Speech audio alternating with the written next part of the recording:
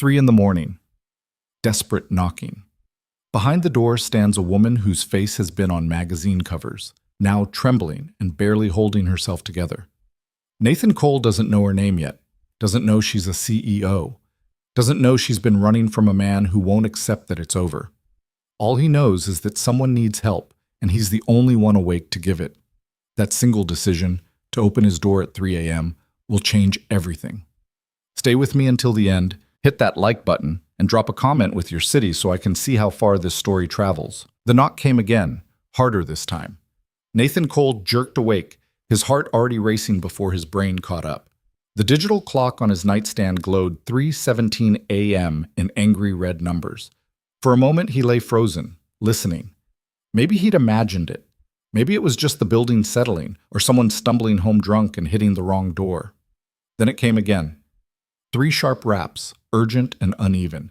He swung his legs out of bed, pulling on the sweatpants he'd left crumpled on the floor. The apartment was dark except for the nightlight in the hallway, the one he kept on for Emma, even though his daughter was spending the weekend at his ex-wife's place. Old habits.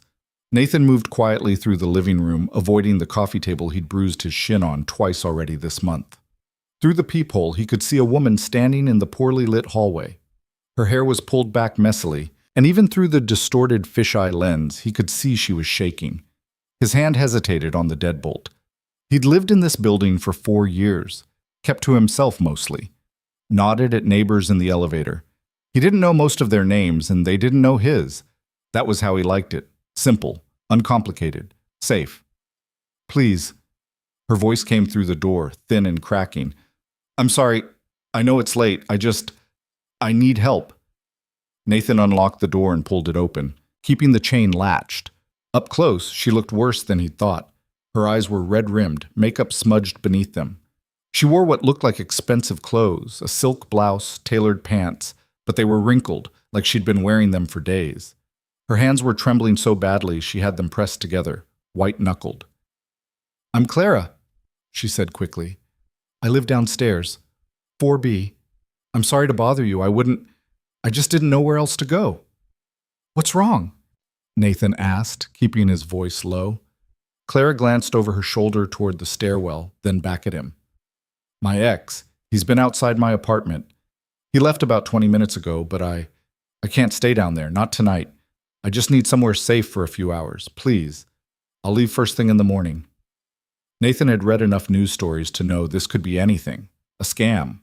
A setup. Some kind of trouble he didn't want anywhere near his life or his daughter. The smart move was to tell her to call the police and close the door. But her fear wasn't manufactured. He'd seen plenty of fake emotions in his life. His ex-wife had been excellent at them. And this wasn't that. This was real. He slid the chain free and opened the door wider. Come in. Clara stepped inside quickly, like she was afraid he'd change his mind.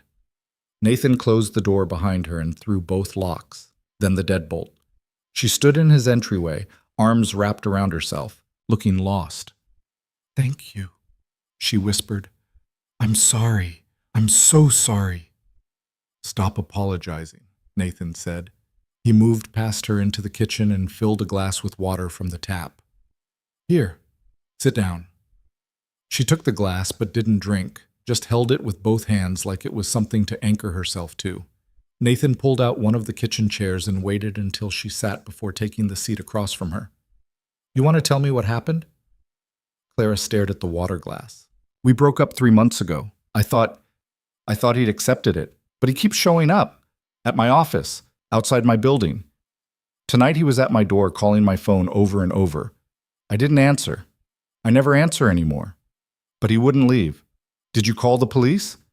I did, last week, and the week before that. Her voice was flat, exhausted. They came. Talked to him. Told him to leave, he always does, then he comes back. Nathan rubbed his face. He needed coffee for this conversation, but it was 3 in the morning and he'd already let a stranger into his apartment. Coffee felt like committing to something bigger. Where is he now? I don't know. He left around 3. I watched through the peephole until I couldn't see him anymore. Then I ran upstairs. I couldn't stay in that apartment, not alone. Does he have a key? No, I changed the locks after we broke up. Good, Nathan said. He should probably ask more questions. Should probably figure out exactly what kind of situation he'd just invited into his home. But Clara looked like she was about to shatter, and he didn't think she could handle an interrogation right now. You can stay here tonight, he told her. I've got a couch. It's not much, but it's safe. Something in her face crumpled. Relief, or maybe just the release of holding herself together for too long. Thank you. Really. I'll be gone before you wake up. Don't worry about it. Nathan stood and grabbed a blanket from the hallway closet, along with a pillow that had seen better days. When he came back, Clara was still sitting at the table, staring at nothing. Bathroom's down the hall if you need it, he said, setting the pillow and blanket on the couch. I'm a light sleeper, so if you hear anything or need anything, just knock. Clara nodded, but didn't move. Nathan hesitated in the doorway of his bedroom. You're going to be okay. She looked up at him then, and for the first time since she'd knocked on his door, something like strength flickered in her eyes. I know, she said quietly. Nathan didn't sleep. He lay in bed staring at the ceiling, listening to the building's nighttime sounds, water running through pipes, someone's TV humming faintly through the walls, the occasional creak of settling wood. At some point he heard Clara move from the kitchen to the couch, heard the rustle of the blanket, then silence. He kept thinking about the way she'd looked over her shoulder before stepping into his apartment, like she expected someone to grab her from behind. When his alarm went off at 6:30, Nathan dragged himself out of bed and pulled on a t-shirt. He found Clara already awake, sitting on the edge of the couch with the blanket folded neatly beside her. She'd fixed her hair and wiped away yesterday's makeup. She looked more composed than she had in the middle of the night, but the exhaustion was still there, carved into the lines around her eyes. Morning, Nathan said. Good morning. Thank you again for letting me stay. I should get out of your way. You want coffee first? Clara hesitated. I don't want to impose. You're not. Nathan moved into the kitchen and started the coffee maker. It was old and loud, sputtering and hissing like it was personally offended by having to work this early. How'd you sleep? I didn't really. Yeah, me neither. The coffee maker finished its dramatic performance and Nathan poured 2 mugs, sliding one across the counter to Clara. She wrapped her hands around it the same way she'd held the water glass last night. I'm Nathan, by the way, he said. Don't think I actually introduced myself. Clara Bennett. She took a careful sip of coffee. I feel like I should explain. You don't have to. I want to. Clara set the mug down. I'm not usually like this. I don't fall apart. I run a company, I make decisions that affect hundreds of people, and I'm good at it. But with him, with Marcus, I just keep making the wrong choices. Leaving him wasn't the wrong choice. No, but staying with him as long as I did was. She looked away. I kept thinking I could manage it, that if I was just clearer, more firm, he'd understand. But he doesn't want to understand. He wants control. Nathan thought about his own divorce, the months of arguments and lawyers and fighting over custody schedules. It had been ugly, but it had ended. Papers signed, agreements made, life moved forward. This was different. This was someone who refused to let the ending happen. What are you going to do? He asked. I don't know. I've talked to lawyers. They say I need more evidence for a restraining order, documented incidents, police reports that show a pattern. Clara's voice went tight, but every time he shows up, he's just standing there, calling me, knocking on my door. Nothing that looks violent enough on paper, but it feels violent. Yes, she met his eyes. It feels like he's trying to break me down, prove that I can't actually escape him. Nathan didn't know what to say to that. His life had been carefully constructed around avoiding exactly this kind of complication. After the divorce, after the custody battle, after all of it, he'd built walls, kept things simple, focused on Emma and work, and the small, predictable rhythms of single parenthood. Getting involved in someone else's crisis went against every instinct he'd developed over the past 3 years. You should document everything, he said finally. Keep a log, dates, times, what he said, what he did. Even if it doesn't seem like enough, write it down. Clara nodded slowly. My lawyer said the same thing. And change your routine. Don't leave your apartment at the same time every day. Don't park in the same spot. Make yourself harder to predict. That's good advice. She looked at him curiously. You sound like you've thought about this before. I watch a lot of true crime documentaries. It was meant to be a joke, but Clara didn't smile. Nathan cleared his throat and took a long drink of coffee. Look, he said, I'm upstairs if you need anything. I mean that. If he shows up again and you're scared, just come knock. Doesn't matter what time it is. I can't keep doing that to you. Yeah, you can. Clara studied him for a long moment, like she was trying to figure out what kind of person offers help to a stranger at 3 a.m. Nathan wondered the same thing about himself. I should go, she said finally, standing up. I have a meeting at 9. Nathan walked her to the door and unlocked the deadbolt. Clara stepped into the hallway, then turned back. Can I ask you something? Sure. Why did you let me in? You didn't know me. You had no reason to trust me. Nathan thought about it. You needed help. That was reason enough. Clara smiled, small and sad. Not everyone would see it that way. Yeah, well, I'm not everyone. After she left, Nathan stood in his apartment listening to her footsteps fade down the stairwell. Then he locked the door, poured himself another cup of coffee, and tried to convince himself that this was the end of it. A one-time thing.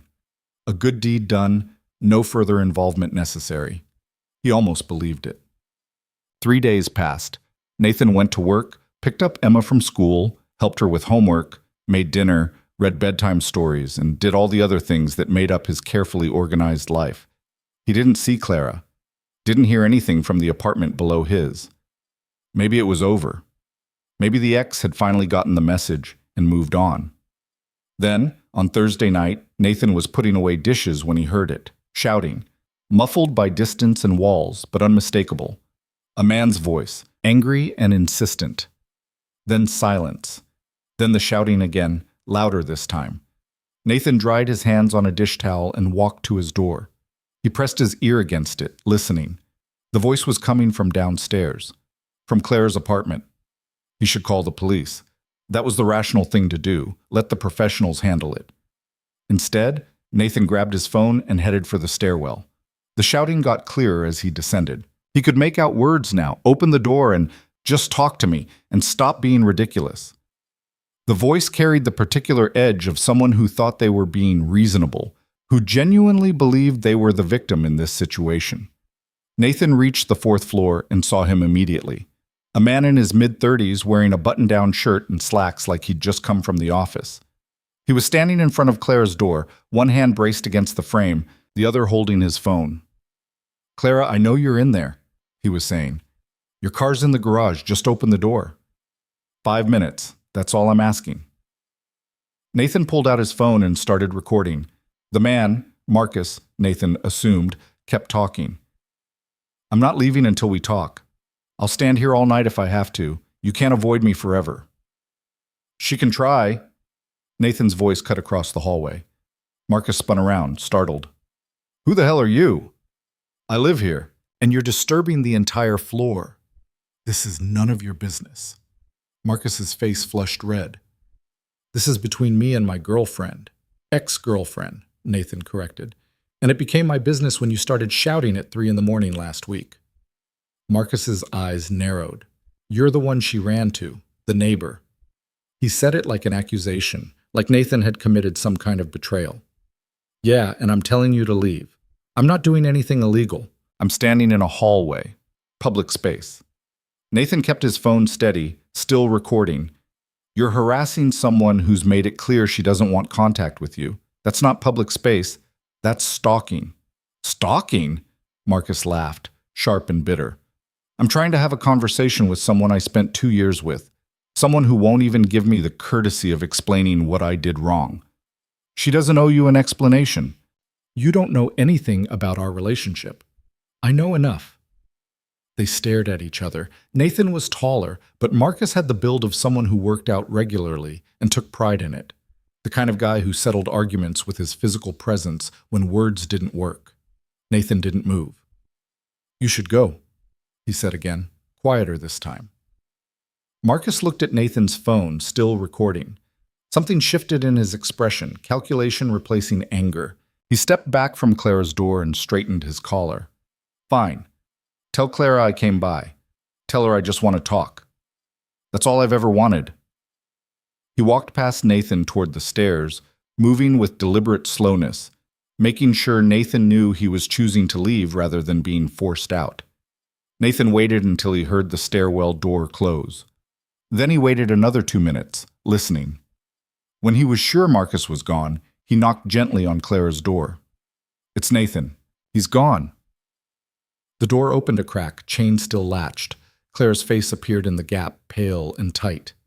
Did he see you? Yeah. What did you say to him? Told him to leave. He did, eventually. Nathan held up his phone. I got it on video, the whole thing. Clara closed her eyes briefly. Thank you. You want me to send it to you for your documentation? Please. Nathan texted her the video, then slipped his phone back into his pocket. Claire was still standing behind the chained door, like she didn't trust the hallway enough to open it completely. Has he done this before? Nathan asked. The showing up and demanding to talk thing? Twice last week, 3 times the week before. It's getting worse. You need to file another police report. I know, I will. Tomorrow. Do it tonight, while it's fresh. While you have the video. Clara nodded, but Nathan could see the exhaustion in her face. The weight of having to explain herself again, to relive it again, to convince strangers that her fear was legitimate. I can come with you, he heard himself say. To the police station, if you want. Clara looked surprised. You don't have to do that. I know. She studied him through the gap in the door. Why are you helping me? It was the second time she'd asked him something like that. Nathan still didn't have a good answer. Because someone should, he said finally. They went to the police station at 8 o'clock that night. Nathan had called his ex-wife and asked if she could keep Emma for an extra night. Rachel had been suspicious. He never asked for schedule changes, but she'd agreed after he explained it was an emergency. He didn't tell her what kind. The police station was exactly as depressing as Nathan expected. Fluorescent lights, scuffed linoleum floors, the smell of bad coffee, and industrial cleaner. They sat in hard plastic chairs while they waited for someone to take Clara's statement. You really didn't have to come, Clara said for the 3rd time. You already said that. I know, I'm not used to this. Used to what? People helping, without wanting something in return. Nathan glanced at her. What do you think I want? I don't know. That's what worries me. But she said it with a slight smile, like she was testing whether humor still worked after a night like this. A detective called them back eventually, a woman in her 40s with tired eyes and a notepad that had seen better days. She listened to Clara's story, watched Nathan's video, and took down all the relevant information with the mechanical efficiency of someone who'd heard versions of this same story 100 times before. We'll file the report, the detective said when Clara finished, and we'll send an officer to have a conversation with Mr. Torrance. But I'll be honest with you, unless he makes a direct threat or becomes physically violent, there's not much we can do. He showed up at my apartment at 11 at night, Clara said. He's been doing it for weeks. I understand, and it's all documented now, but standing in a hallway isn't illegal. Making phone calls isn't illegal. You'll need to gather more evidence if you want a restraining order. How much more evidence? The detective's expression softened slightly. Enough to establish a pattern of behavior that makes you fear for your safety. The video helps. Keep documenting everything, every call, every visit, every interaction. And if he escalates, if he threatens you or tries to force his way in, call 911 immediately. Clara nodded, but Nathan could see the frustration in the set of her shoulders. They left the station 40 minutes later with a case number and a photocopy of the police report. The night air was cold, and Clara pulled her jacket tighter around herself. That was useless, she said. It wasn't useless. You have documentation now. That's what your lawyer said you needed. Right, documentation, so I can prove I'm scared enough to deserve protection. Clara's voice went sharp. You know what the worst part is? Marcus is smart. He knows exactly how far he can push before it becomes something the police will actually act on. He's done this before. Nathan stopped walking. What do you mean, before? His last girlfriend. I didn't know about it when we first started dating. She tried to warn me, actually. Sent me a message on social media. I thought she was just bitter. Clara laughed, bitter herself now. Turns out she was trying to save me a lot of trouble. They reached Nathan's car, a 7-year-old sedan with a car seat in the back and Emma's forgotten backpack on the floor. He unlocked it, and they both got in. Where did you meet him? Nathan asked, starting the engine. At a conference. He worked in finance. I was giving a talk on market disruption. He seemed charming, confident, interested in what I had to say. Clara stared out the window. All the things that seemed attractive at first turned out to be warning signs. The confidence was control. The interest was obsession. By the time I figured it out, I was already in too deep. Nathan pulled out of the parking lot and headed back toward their building. How long were you together? 2 years. It took me a year and a half to realize how bad it was, and another 6 months to actually leave. What made you finally do it? Claire was quiet for a long moment. He went through my phone while I was sleeping, read all my messages, my emails, everything. When I confronted him about it, he said it was my fault for giving him reasons not to trust me. That's when I knew it wasn't going to get better. That's when I knew I had to get out. Nathan thought about his own marriage, the fights, the resentment, the slow erosion of everything they'd built together. It had been painful, but it had never been this. Rachel had never made him afraid. I'm sorry, he said. Don't be. I made my choices. Now I'm dealing with the consequences. This isn't a consequence. This is him refusing to let you move on. That's on him, not you. Clara looked at him, something unreadable in her expression. You're very sure about that. Yeah, I am. They drove the rest of the way in silence. When they pulled into the building's garage, Nathan saw Clara scan the parking level before getting out of the car, looking for Marcus's vehicle, looking for threats. He walked her to her apartment door and waited while she unlocked it. Thank you, Clara said, for tonight, for all of it. Lock your door and call me if you need anything. I don't have your number. Nathan pulled out his phone and they exchanged numbers. Clara saved his contact, then looked up at him. I mean it. Thank you. Stop thanking me. She smiled, the first real smile he'd seen from her. Okay, but I'm still grateful. Nathan waited until she was inside with the door locked before heading upstairs. When he got back to his apartment, he found himself checking his own locks twice, then a third time. He sat on his couch in the dark, thinking about Clara downstairs, alone in an apartment that no longer felt safe. Thinking about Marcus, who knew where she lived and didn't care that he wasn't wanted. Nathan's phone buzzed, a text from Clara. Are you awake? He replied immediately. Yeah. Everything okay? Can I ask you something? Sure. A pause. Then, why are you really doing this? You have your own life, a daughter. This isn't your problem. Nathan stared at the message. He thought about all the easy answers he could give, the polite deflections, the way he could minimize his involvement and make it seem like less than it was. Instead, he typed, maybe I'm tired of people looking the other way. Another pause. Longer this time. That's a good answer, Clara finally replied. Get some sleep, Nathan sent back. You too. He didn't sleep, but he stayed awake differently than before, not with anxiety, but with purpose. Like he'd committed to something he couldn't take back and wasn't sure he wanted to. The next 2 weeks developed a pattern. Nathan would get home from work, pick up Emma from after-school care, help her with homework, and make dinner. Normal life. But he found himself listening more carefully to the sounds from the apartment below. Footsteps, doors opening and closing, anything that seemed off. 3 times Marcus showed up. Twice Nathan heard him through the floor, shouting at Clara's door. Once he saw him in the parking garage, sitting in his car watching the building entrance.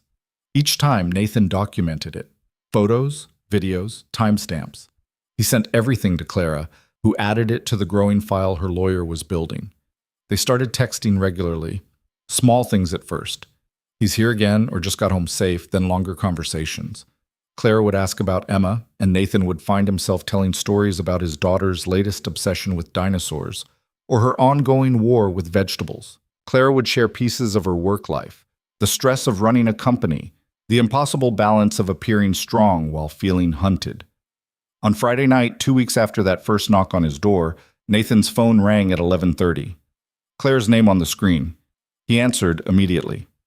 "What's wrong?" "He's outside my door again." Her voice was steady, but Nathan could hear the fear underneath. "I called the police, but they said it would be at least 20 minutes. I wanted someone to know, in case anything happens. I'm coming down." "Nathan, don't. If he sees you again." But Nathan was already moving, phone pressed to his ear, pulling on shoes. "Stay on the line with me. Don't open the door." "I won't." He could hear Marcus through the phone now, muffled but clear enough. "Clara, this is ridiculous. I'm not leaving until you talk to me. You're being childish." Nathan took the stairs 2 at a time.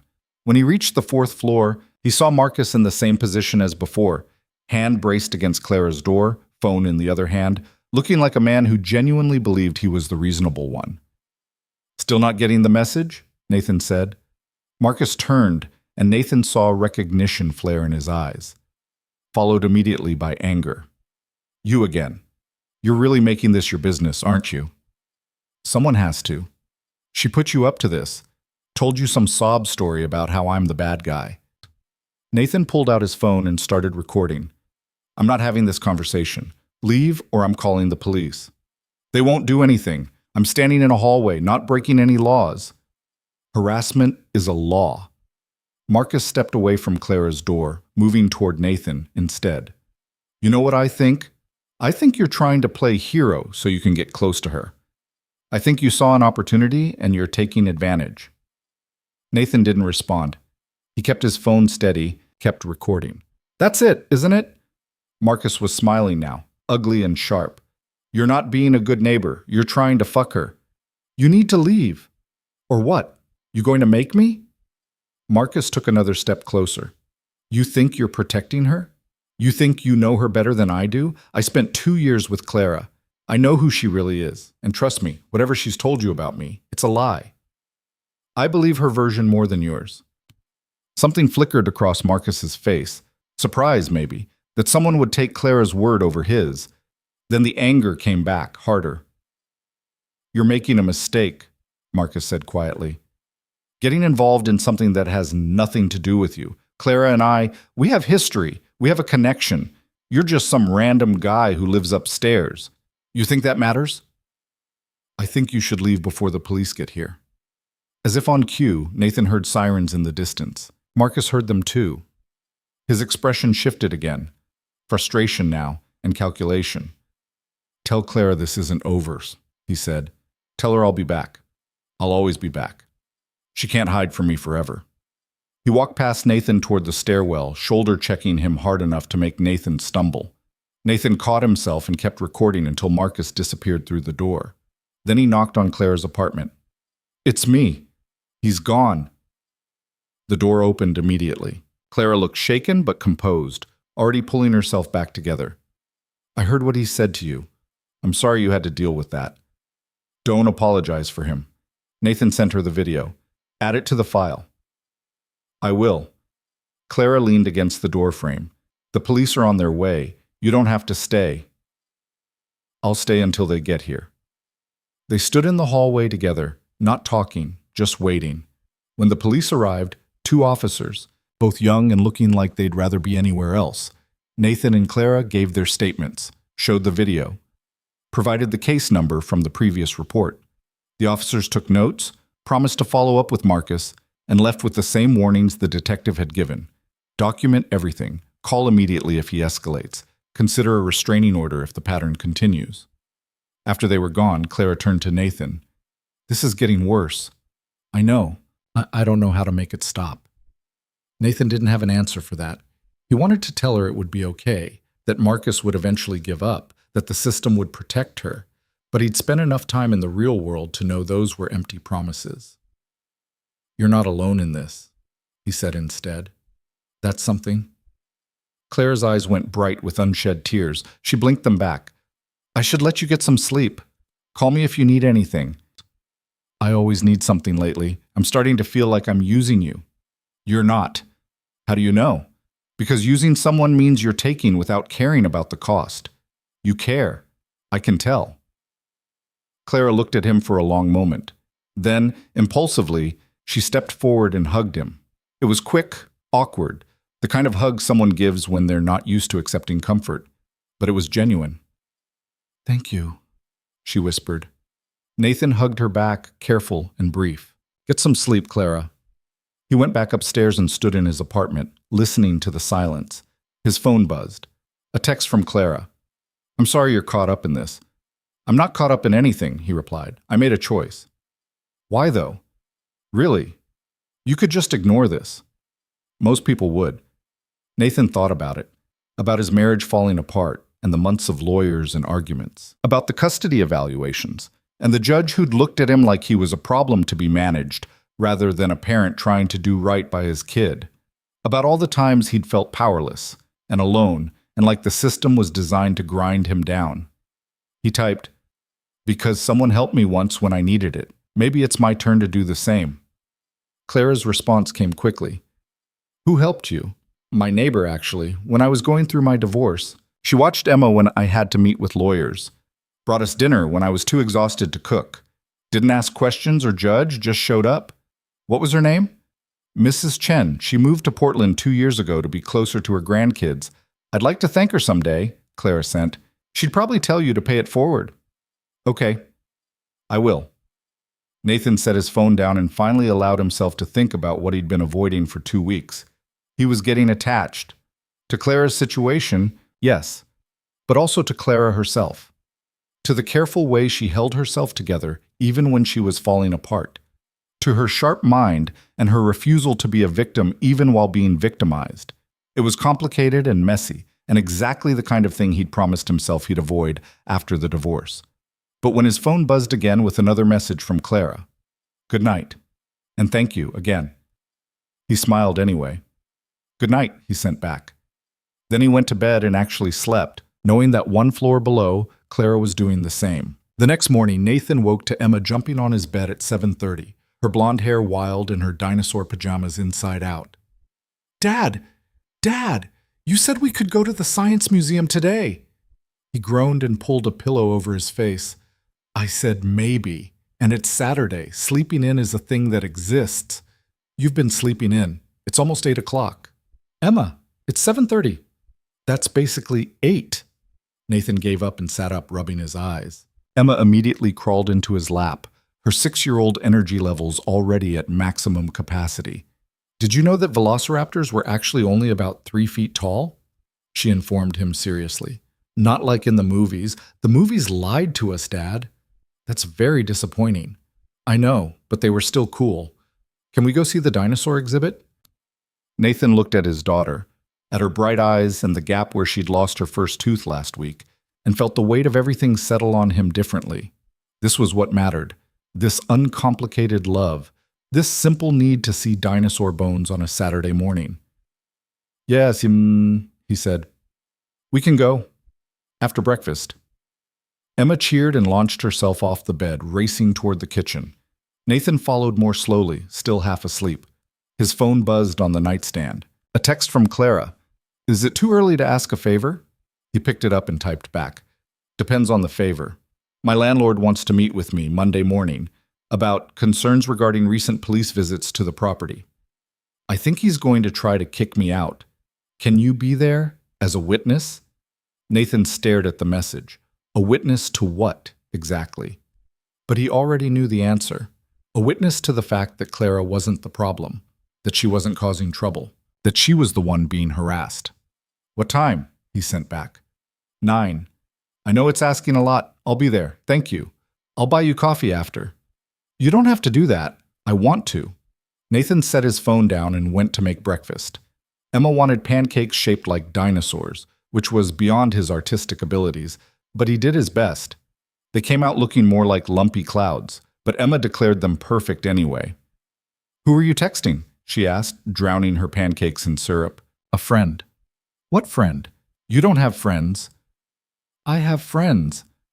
Name one. Emma looked at him challengingly, syrup on her chin. Nathan opened his mouth, then closed it. She had a point. After the divorce, he'd let most of his friendships drift. It was easier that way. Less explaining, less sympathy, less questions about how he was holding up. Mrs. Chen was my friend, he said. Mrs. Chen moved away. That doesn't count.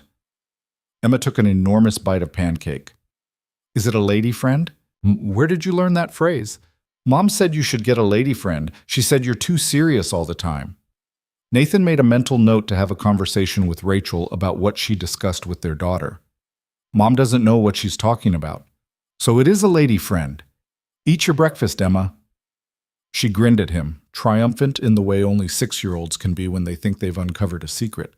Nathan didn't bother correcting her. Let her think what she wanted. It was simpler than explaining that Clara was just someone who needed help, and he was just someone who couldn't look away. They spent the day at the museum. Emma dragged him through every exhibit, narrating facts about dinosaurs with the confidence of someone who'd watched every documentary ever made. Nathan followed, taking pictures on his phone, trying to be present in this moment instead of thinking about Monday morning. But his mind kept drifting. To Clara sitting across from her landlord, defending herself for being harassed in her own home. To Marcus, who seemed to get worse every time Nathan saw him. To the growing pile of evidence that never seemed like quite enough. Dad, you're not listening, Emma said, tugging his hand. Sorry, sweetheart. What were you saying? I said the T-Rex couldn't actually roar like in the movies. Scientists think it probably made more of a deep rumbling sound, like this. Beat ding always. She demonstrated, making a noise that was somewhere between a growl and a burp. Nathan laughed. That's terrifying.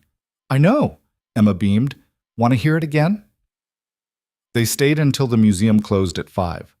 On the drive home, Emma fell asleep in her car seat, exhausted from a day of learning about extinct reptiles.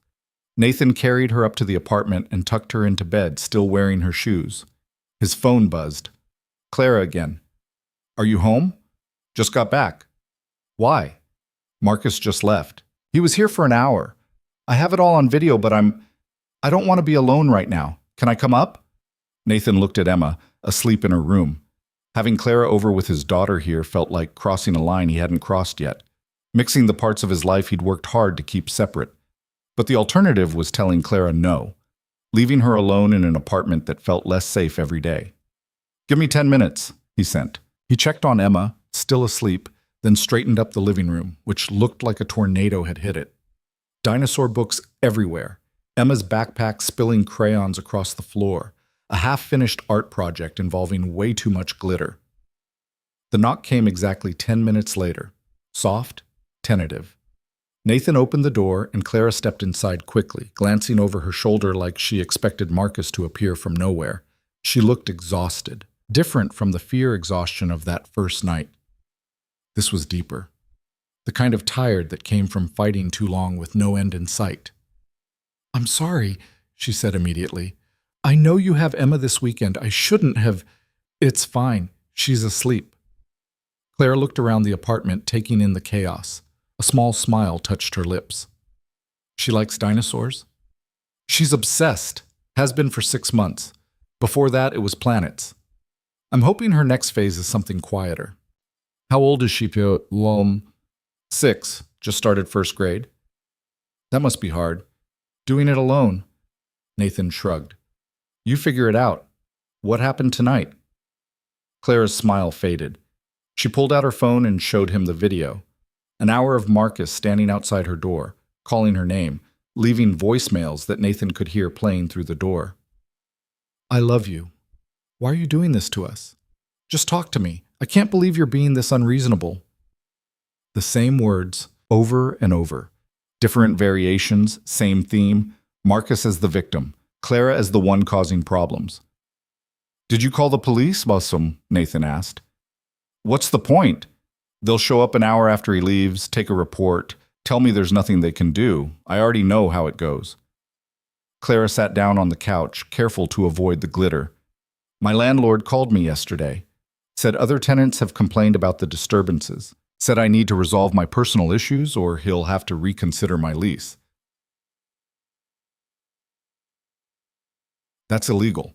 He can't evict you for being harassed. He can evict me for causing disturbances. That's how he'll frame it. Not that I'm being harassed, that I'm creating a situation that's affecting other residents. Nathan sat down across from her. What did your lawyer say? That we can fight it, but it'll take time. And in the meantime, I'm living somewhere I don't feel safe. Clara looked at him. I'm thinking about moving, just finding a new place, starting over. Will that stop him? Probably not, but at least I won't have a landlord threatening to kick me out on top of everything else. When's your meeting with him? Monday at 9. I want documentation that I'm not the problem, that I've done everything right. That's why I asked if you could be there. I'll be there, Nathan said, and I'll explain exactly what I've witnessed. How Marcus is the one causing the disturbances, not you. Thank you. Clara leaned back against the couch, closing her eyes. I'm so tired of this. I'm tired of being scared in my own home, tired of looking over my shoulder every time I park my car, tired of second-guessing every decision I make in case it gives him another opportunity to show up. Nathan didn't know what to say. He'd never been in this situation. Never had someone refused to let go, refused to accept that it was over. His divorce had been painful, but it had been mutual. Both of them acknowledging that what they'd built had fallen apart. How did you know? Clara asked suddenly, opening her eyes. With your ex-wife. How did you know it was over? Nathan thought about it. We stopped trying. That was the moment. When we both realized we were just going through the motions and neither of us wanted to put in the work to fix it. Was it hard? Yeah. But it was also a relief. Like we'd both been holding our breath, waiting for permission to let go, and finally we gave it to each other. Marcus won't give me permission, Clara said quietly. That's the problem. He thinks if he just keeps trying, if he just wears me down enough, I'll come back. And the worst part is, I did come back, twice. Early on, before I really understood what was happening. He'd apologize, promise to change, and I'd believe him. So now he thinks it'll work again. But it won't. No, it won't. But he doesn't believe that. They sat in silence for a while. Nathan could hear Emma's white noise machine humming from her bedroom. Outside, a car alarm went off, then stopped. Can I ask you something? Claire said. Sure. Why did your marriage end, really? Not the we stopped trying version, the real version. Nathan hesitated. He didn't talk about this. Not with friends, the few he had left. Not with family. Not with anyone. But something about the late hour and the weight of Clara's honesty made him want to match it. She had an affair, he said. Not a long one. Just a few months. But long enough. When I found out, she said it was because I'd stopped seeing her. That I was so focused on work and being a dad that I'd forgotten how to be a husband. That's not an excuse. No. But it wasn't entirely wrong either. I did pull away. After Emma was born, I got so caught up in doing everything right, being the perfect dad, the provider, the stable one, that I forgot Rachel needed me too. Nathan looked down at his hands. So when she told me about the affair, part of me wasn't even surprised. Part of me had been waiting for something to break. Did you try to fix it? For a while. We did counseling, had the hard conversations, but the trust was gone. And once that's gone, he shrugged. We were just two people living in the same house, pretending we weren't already over. Clara nodded slowly. I've never told anyone this, but the first time I tried to leave Marcus, he cried. Real tears. Told me he couldn't live without me, that I was the only good thing in his life, and I felt responsible. Like if I left, whatever happened to him would be my fault. That's manipulation. I know that now. But in the moment, it felt real. It felt like love. Like he needed me so desperately that leaving would be cruel. She laughed, bitter. Turns out love and need aren't the same thing. He didn't love me. He needed to control me. There's a difference. When did you figure that out? When I realized I was happier when he wasn't around, that the thought of him coming home made my chest tight, that I was walking on eggshells in my own relationship, constantly managing his moods, his jealousy, his suspicions. Clara looked at Nathan. I don't want to live like that anymore, but he won't let me stop. He doesn't get a vote, doesn't he? He knows where I work, where I live, who my friends are. He knows my routine, my habits, everything. How do you escape someone who knows everything about you? Nathan didn't have an answer, but he thought about it. About what it would take to truly disappear from someone. New job, new city, new life, burning everything down and starting over. You'd have to leave everything, he said quietly. Yeah, and I've worked too hard to let him take that from me too. They fell into silence again. Nathan found himself studying Clara, the sharp lines of her face, the way she held tension in her shoulders, the intelligence in her eyes, even when she was exhausted. She was beautiful, but that wasn't what struck him. It was the strength, the refusal to break even when everything was pushing her toward it. I should go, Clara said, standing up. Let you get some sleep. Nathan walked her to the door. Monday at 9, I'll meet you in the lobby. You really don't have to. Clara, stop. I'm going to be there. She smiled, small and genuine. Okay. After she left, Nathan stood in his apartment listening to Emma's white noise machine and the distant hum of traffic. He thought about Clara downstairs, probably not sleeping, about Marcus somewhere in the city, planning his next move, about the meeting on Monday that would likely solve nothing. He thought about how easy it would be to step back, to be neighborly without being involved, to care from a distance. And then he thought about the way Clara had looked at him when he said he'd be at the meeting, like she'd expected him to bail but was grateful he hadn't. He was in this now, whether he'd planned it or not. Monday morning came too fast. Nathan dropped Emma at school early, made an excuse to his boss about a late start, and met Clara in the lobby at 8:50. She was dressed for battle, sharp blazer, hair pulled back, the CEO version of herself instead of the frightened woman who'd knocked on his door 3 weeks ago. But Nathan could see the tension in her hands, the way she kept checking her phone. Ready? He asked. Not even a little bit. The landlord's office was in the basement, a cramped room that smelled like mildew and old coffee. The landlord himself, a man named Gerald, with a bad comb-over and a worse attitude, sat behind a desk covered in scattered papers and ignored them for a full minute before looking up. Ms. Bennett, and you are? Nathan Cole. I live in 5B. Gerald's eyes narrowed. This is a private meeting between myself and my tenant. I asked him to be here, Clara said, as a witness. A witness to what? To the fact that I've been following my lease agreement and that the disturbances in this building are not my fault. Gerald leaned back in his chair. That's not what I'm hearing from other tenants. I've had multiple complaints about noise, arguments, police presence at odd hours. Because my ex-boyfriend won't stop harassing me, Clara interrupted.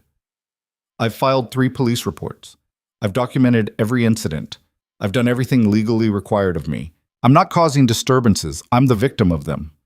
Regardless, it's affecting the other residents. I can verify that, Nathan said. I've witnessed Marcus Torrance harassing Clara on multiple occasions. I have videos, timestamps, everything. Clara hasn't done anything wrong. She's been trying to keep herself safe while your building security does nothing. Gerald's face reddened. Gerald's face. Our building security is perfectly adequate. Your building security is 1 camera in the lobby that doesn't work half the time and a door that doesn't lock properly. I've watched Marcus walk into this building unchallenged at least 4 times. Mr. Cole, I don't appreciate you coming into my office and making accusations, and I don't appreciate you threatening to evict someone for being harassed. That's illegal, by the way, in case you weren't aware. The room went quiet. Gerald stared at Nathan, then at Clara.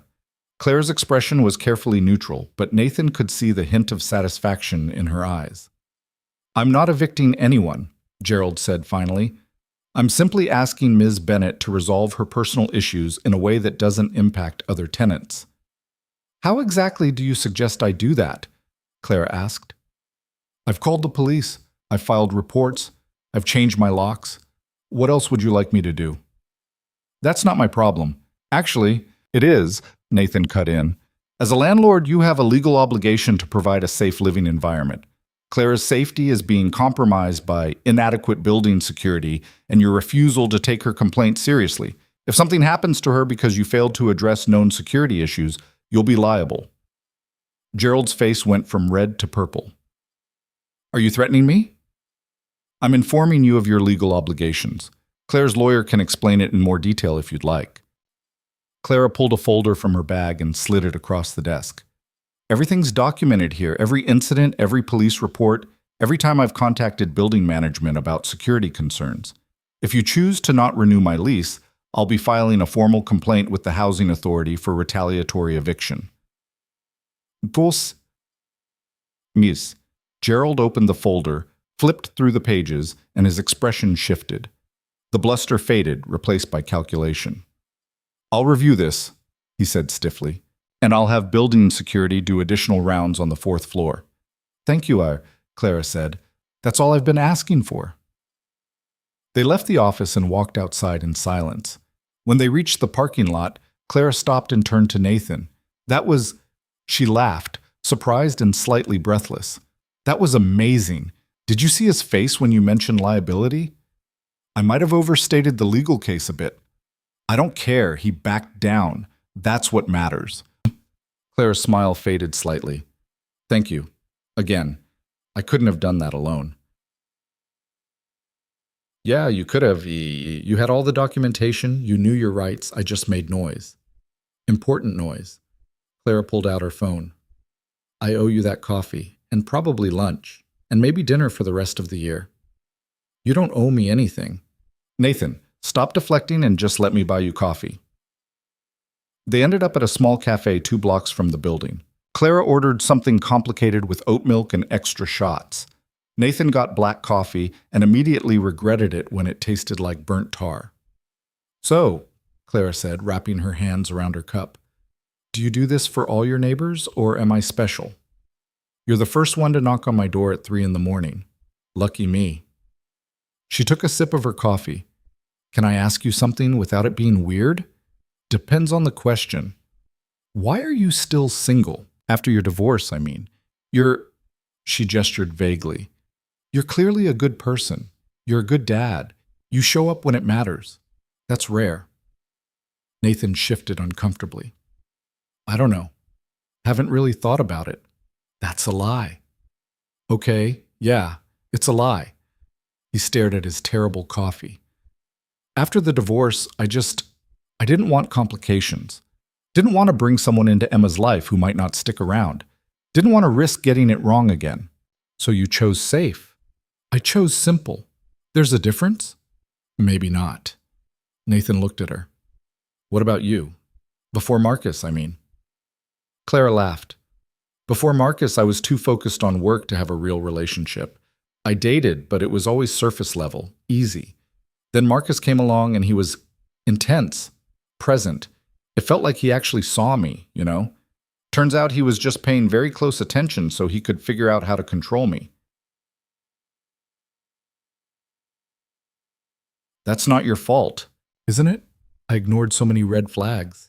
His jealousy, his need to know where I was all the time, the way he'd make me feel guilty for having a life outside of him. I saw all of it, and I told myself it was just because he loved me so much. People who love you don't make you feel trapped. I know that now, but knowing it and believing it are different things. Clara set down her coffee. Sometimes I think about who I was before him. I was confident, decisive. I ran a company, for crying out loud. But with Marcus, I second-guessed everything. Let him make me smaller so he could feel bigger. You're not small now. No, but I had to lose a lot to remember that. Nathan's phone buzzed, a text from his boss asking where he was.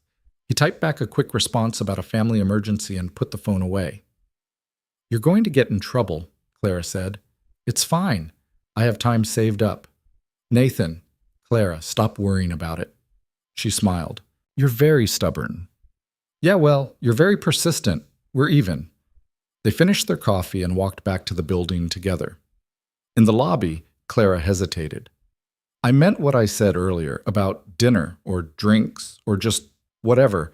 I'd like to do something normal, something that's not related to Marcus or police reports or feeling scared. Nathan thought about it, about the line he was walking between helping someone and getting involved with someone, about whether that line even existed anymore. Okay, he said, but only if you stop thanking me every 5 minutes. Deal. Clara smiled, a real smile, the kind that reached her eyes, and headed for the stairs. Nathan watched her go, then took the elevator up to his apartment. He had 20 minutes before he needed to leave for work. He spent them standing at his window, looking out at the city, thinking about how quickly normal life could become something else entirely. His phone buzzed. Clara again. Friday night? There's a new Italian place downtown that's supposed to be good. Nathan stared at the message. This was how it started, wasn't it? Small steps toward something bigger. Coffee turning into dinner, turning into something he couldn't take back. He should say no. Should keep the boundaries clear. Should remember all the reasons he'd chosen simple over complicated. Instead, he typed, Friday works. 7? Perfect. It's a date. Nathan looked at those 3 words for a long time. Then he put his phone away and went to work, ignoring the voice in his head that said he was making a mistake. The week passed in a strange rhythm. Nathan went to work, picked up Emma, helped with homework, made dinner. Normal life. But underneath it, he found himself thinking about Friday, about what it meant that Clara had called it a date, about whether he was ready for that. Marcus showed up twice more. Once on Tuesday, standing in the parking garage by Clara's car. Once on Thursday, back at her door. Each time, Clara documented it. Each time, Nathan came down with his phone ready. On Thursday night, after Marcus left, Nathan stood in Clara's apartment for the first time. She'd invited him in to see the security upgrades she'd made. A better lock, a doorbell camera, a deadbolt that actually worked. The apartment was smaller than his, but nicer. Decorated with actual thought instead of the functional minimalism Nathan had defaulted to after the divorce. There were plants on the windowsill, art on the walls, books stacked on every available surface. I know it's a lot, Clara said, watching him take it in. I like having things around me. Makes it feel less empty. It's nice. Nathan examined the new lock. This is good, solid. The locksmith said it would take a battering ram to get through it. Let's hope we don't have to test that theory. Clara laughed, but it was shaky. Yeah, let's hope. She showed him the doorbell camera footage from earlier. Marcus standing at her door, calling her name, checking his phone. The same pattern as always. No threats, no violence, just relentless presence. My lawyer says we're getting close to enough for a restraining order, Clara said. Maybe 2 more incidents, maybe 3. But close. That's good. Is it? Even with a restraining order, what's to stop him? A piece of paper doesn't keep him away. It just makes it illegal when he shows up. Nathan didn't have an answer for that. He'd been thinking the same thing. Friday's still on, right? Claire asked suddenly, changing the subject. Yeah, unless you want to cancel. Why would I want to cancel? I don't know. Second thoughts. Realizing that dinner with your upstairs neighbor who's seen you at your worst might be awkward. Clara smiled. Nathan, you've seen me terrified at 3 a.m, crying in police stations and facing down my landlord.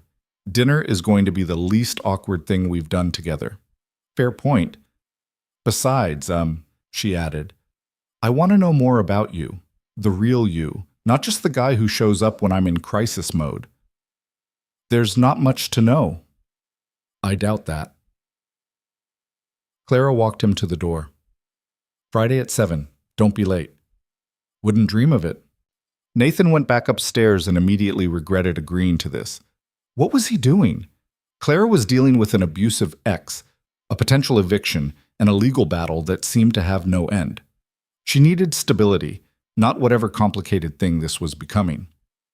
But when Friday came, he found himself getting ready anyway. He dropped Emma at Rachel's, enduring his ex-wife's knowing look when he mentioned he had plans, and drove downtown to the Italian place Clara had chosen. She was already there when he arrived, sitting at a corner table by the window. She'd dressed up, a dark blue dress that was somehow both elegant and understated, and she smiled when she saw him. You made it. Traffic was bad. Liar, you're early. Nathan sat down across from her. Okay, yeah, I'm early. Sue me. A waiter appeared with menus and wine recommendations. Clara ordered a glass of red. Nathan stuck with water. Not drinking? Clara asked after the waiter left. Trying to stay sharp. Never know when you might need to chase off an ex-boyfriend. Clara's smile faltered for just a second. Can we have one night where we don't talk about Marcus? Yeah, sorry, one night, starting now. They ordered food, pasta for Clara, chicken for Nathan, and spent the first part of the meal in stilted small talk. The weather, traffic, the quality of the breadbasket, all the safe topics people default to when they're not sure what they're allowed to say. Then Clara set down her fork and looked at him directly. Okay, this is ridiculous. We've been through too much for small talk. Ask me something real. Like what? I don't know. Anything. What do you actually want to know about me? Nathan thought about it. Why did you become a CEO? That's not exactly a job that happens by accident. Clara's expression shifted, surprised maybe that he'd asked about work instead of something personal. I like solving problems. That's really what it comes down to. I like taking something broken and figuring out how to fix it. And running a company is it's 1,000 problems that need solving every day. It's exhausting and stressful, and I love it.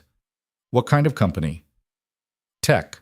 We make software for supply chain management. It's incredibly boring to explain at parties. Try me. So she did. And Nathan found himself actually interested, not just in what she was saying, but in the way she said it. The passion in her voice when she talked about efficiency models and logistics optimization. The way her whole posture changed, shoulders back, eyes bright, when she described a particularly difficult problem they'd solved. Your turn, Clara said eventually. What do you do? I just realized I've never actually asked. I work in IT network administration for a hospital system. That sounds important. It's stable, which is what I needed after the divorce. Something predictable. But do you like it? Nathan considered. I don't hate it, but I don't love it either. It's just a job. Pays the bills, lets me take care of Emma. What would you do if money wasn't an issue? I don't know. I used to think about teaching, maybe history or literature, something where you're actually connecting with people instead of fixing servers at 2 a.m. Why don't you? Because teaching doesn't pay enough to support a kid.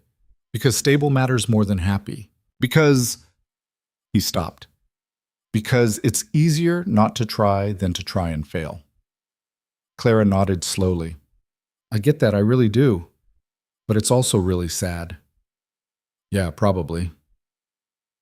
The food arrived and they ate in comfortable silence for a while.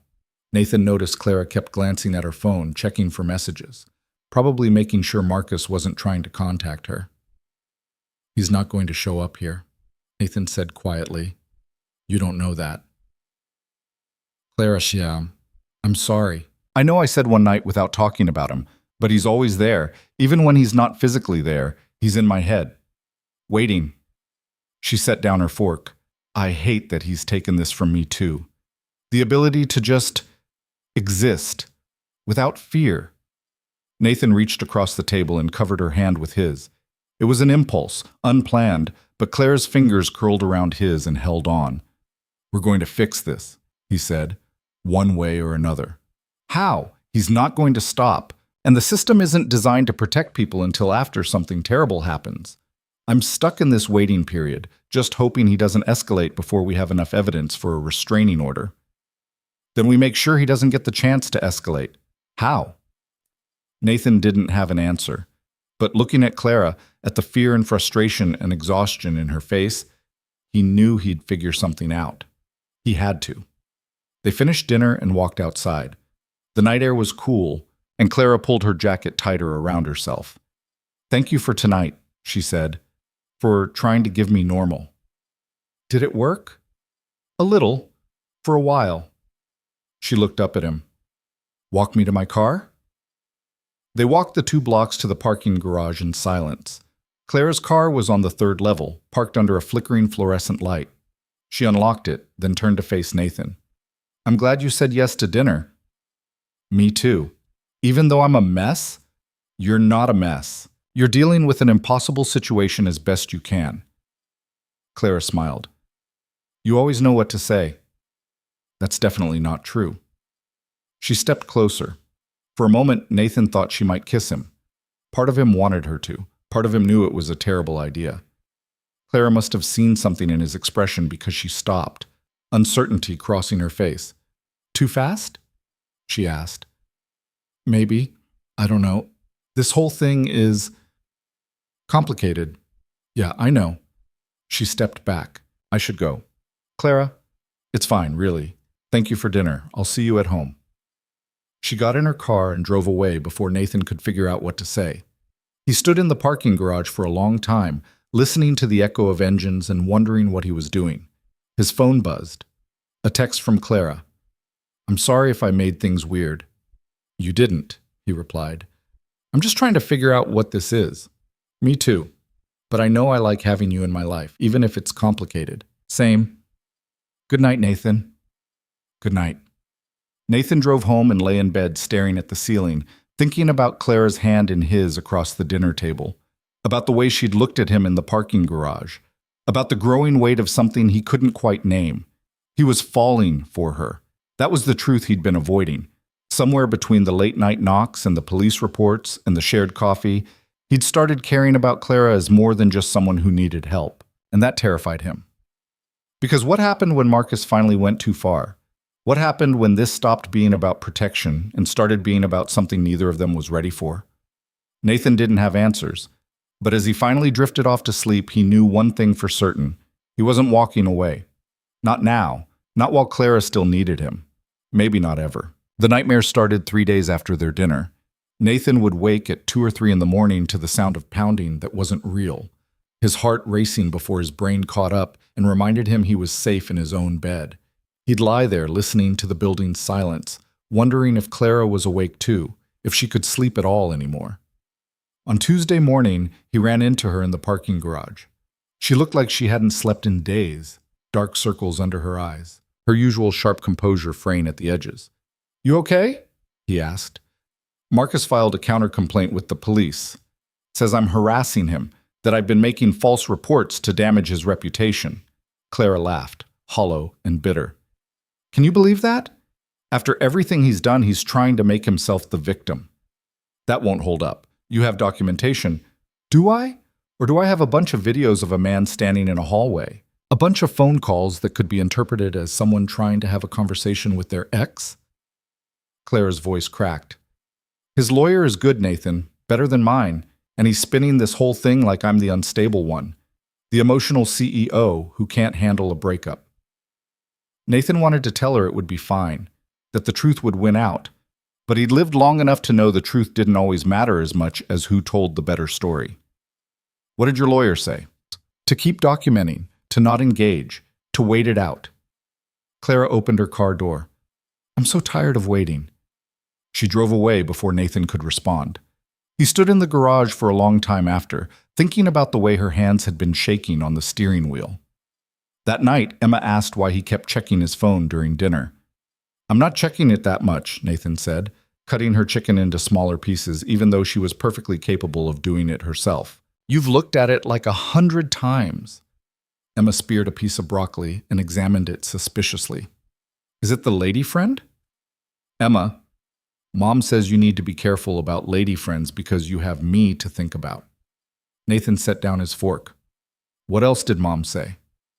That you're a good dad, but you make bad choices in relationships. Emma popped the broccoli in her mouth and made a face. What's a relationship? It's when two people care about each other. Like you and me. Different kind of caring. Like you and Mom used to? Nathan rubbed his face. Yeah, like that. But that didn't work out. No, it didn't. Emma was quiet for a moment, pushing food around her plate. Are you going to have another relationship that doesn't work out?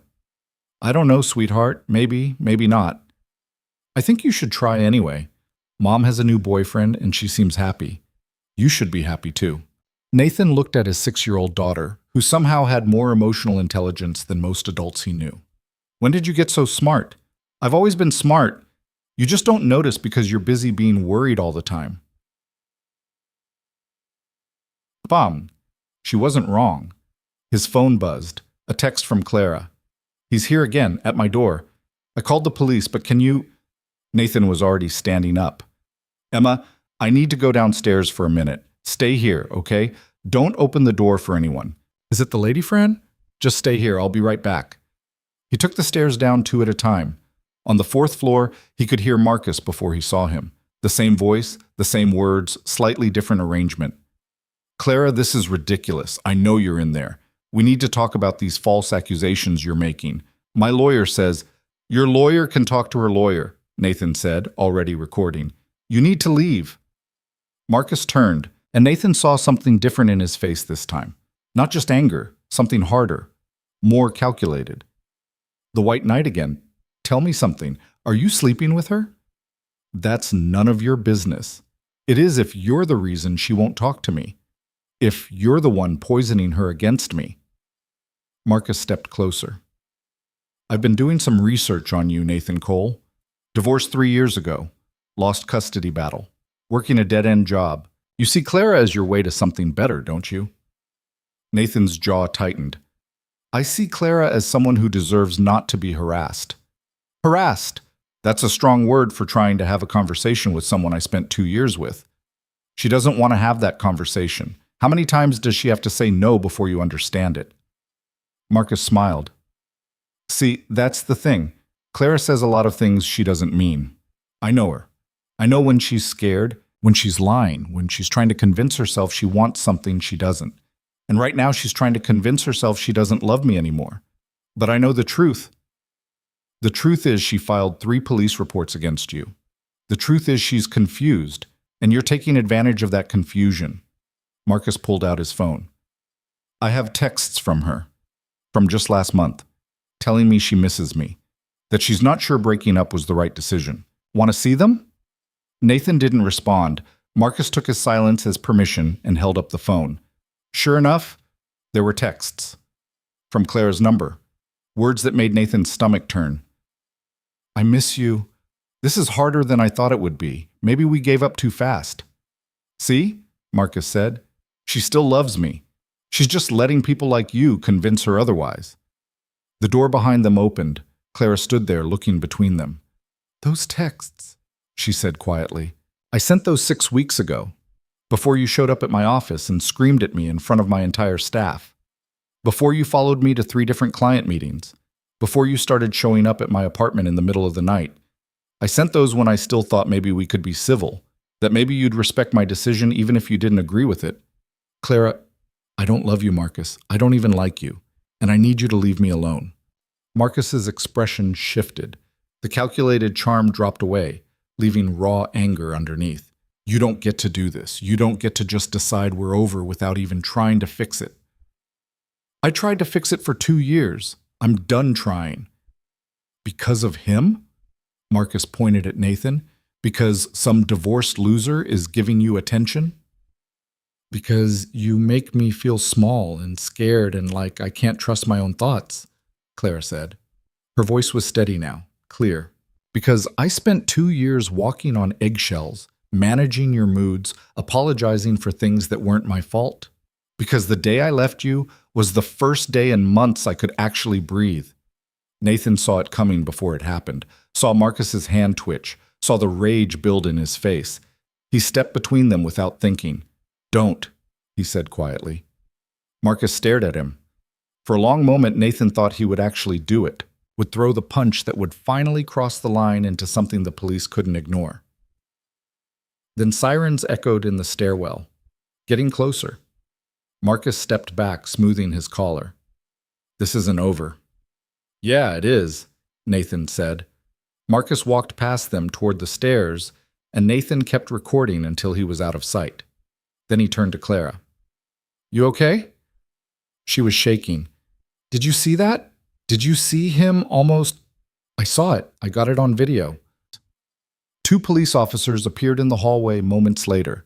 Nathan and Clara gave their statements, showed the video, explained about the counter-complaint, the months of harassment, the escalating pattern. The officers took notes, promised to speak with Marcus, suggested Clara file for a restraining order immediately. We have enough now, one of them said. With this video showing aggressive behavior, the pattern of harassment, the multiple reports, you should be able to get a temporary order within 48 hours. After they left, Clara sagged against her doorframe. I need to sit down. Come upstairs, Nathan said. I'll make coffee. What about Emma? She's fine. Come on. They went up to Nathan's apartment. Emma was exactly where he'd left her, watching cartoons on the couch with her homework spread around her. "Is everything okay?" she asked, looking between her dad and Clara. "Everything's fine. Sweetheart, this is Clara. She's our neighbor." Emma studied Clara with the unsettling directness of children. "Are you the lady friend?" Clara managed a small smile. "I guess I am. My mom says Dad needs to be careful about lady friends." "Emma," Nathan said, mortified. "What? That's what she said." Clara sat down on the couch, and Emma immediately scooted closer, curious. "Do you like dinosaurs?" "Yeah," Emma asked. "I don't know much about them." "That's okay. I can teach you." "Did you know that velociraptors were actually really small? Like only 3 feet tall?" Nathan left them talking about prehistoric creatures and went to make coffee.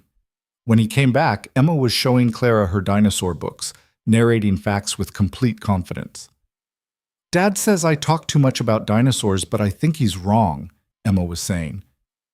"You can never know too much about dinosaurs." "I think you're right," Clara said. "Your dad is clearly wrong about this." Nathan handed Clara a mug. "I'm standing right here." "We know," Emma said. "We're just stating facts." Clara laughed, a real laugh, the first Nathan had heard in days. Emma beamed, pleased with herself.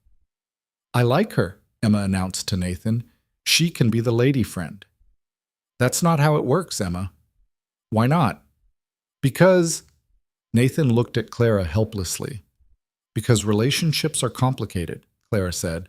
"Even when you like someone, there are a lot of things to figure out." "That sounds boring." "It kind of is." Emma seemed satisfied with this answer and went back to her homework.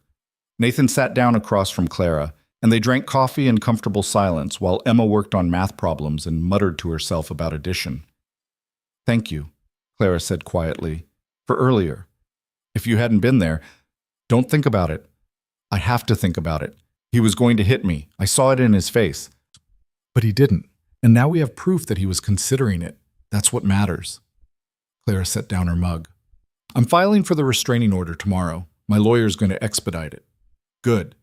But even with a restraining order—" "One thing at a time," Nathan said. "First we get the order, then we figure out the rest." Clara nodded, but Nathan could see the doubt in her eyes. The fear that a piece of paper wouldn't be enough to stop someone who'd already proven he didn't care about boundaries. Emma yawned dramatically. "I'm tired. Can I go to bed?" Nathan checked the time. 8:30. "Yeah, go brush your teeth. I'll be in to say goodnight in a minute." Emma gathered her books and paused next to Clara. "It was nice meeting you." "You too. I hope you become a permanent lady friend and not just a temporary one." "Emma." "What?" "I'm just being honest." She skipped off to the bathroom, leaving Nathan and Clara alone. "She's great," Clara said. "She's a handful. The best kids usually are." Clara stood. "I should let you do bedtime. I've already disrupted your evening enough." "You didn't disrupt anything." "Nathan, I keep showing up at your door with my problems. At some point, that becomes a pattern. And at some point, maybe you accept that I'm showing up for those problems voluntarily." Clara looked at him for a long moment. "Why, though? Really? You could have walked away 100 times by now. You still could. What keeps you here?" Nathan thought about all the careful answers he could give, all the ways to keep this simple and uncomplicated. "You," he said finally, "you keep me here." Clara's breath caught. "Nathan, I know this is messy. I know the timing is terrible. I know you've got enough to deal with without adding whatever this is to the pile, but I'm not helping you because I feel obligated. I'm helping because I care what happens to you." "That's—" Clara shook her head. "That's really inconvenient timing." "Yeah, I know. I don't have space in my life right now for anything more than survival. And you deserve better than whatever scraps I can offer between panic attacks and police reports." "I'm not asking for anything." "You should be. You should be running in the opposite direction from this disaster." "Probably, but I'm not good at doing the smart thing lately." Clara smiled, sad and a little broken. "We're quite a pair, aren't we? The divorced single dad and the CEO who can't escape her ex. Sounds like the setup for a bad romantic comedy. Or a tragedy." Let's aim for comedy. She kissed him then, quick and soft, over before Nathan could fully register it was happening. When she pulled back, her eyes were bright with unshed tears. "Thank you," she whispered, "for caring, for staying, for being exactly what I needed when I needed it." Then she was gone, slipping out the door before Nathan could find words. He stood in his living room for a long time, fingers touching his lips where she'd kissed him. Emma called from her bedroom, asking where he was, and Nathan went through the motions of bedtime routine. Read a story about a T-Rex who was afraid of the dark, tucked blankets around his daughter, kissed her forehead. "I like Clara," Emma said sleepily. "She's nice." "Yeah, she is." "Are you going to see her again?" "Probably. She lives downstairs." "You know what I mean." Nathan did know. "Maybe. If she wants to." "She wants to. I could tell." "How could you tell?" "The way she looked at you, like you were interesting." Emma yawned again. "Most people don't look at you like you're interesting." "Thanks, sweetheart. Really feeling the love here." Emma giggled. "You're welcome." Nathan turned off her light and closed the door most of the way, leaving it cracked like she preferred. His phone buzzed as he walked back to the living room. Clara had texted. "I shouldn't have done that." "The kiss?" he replied.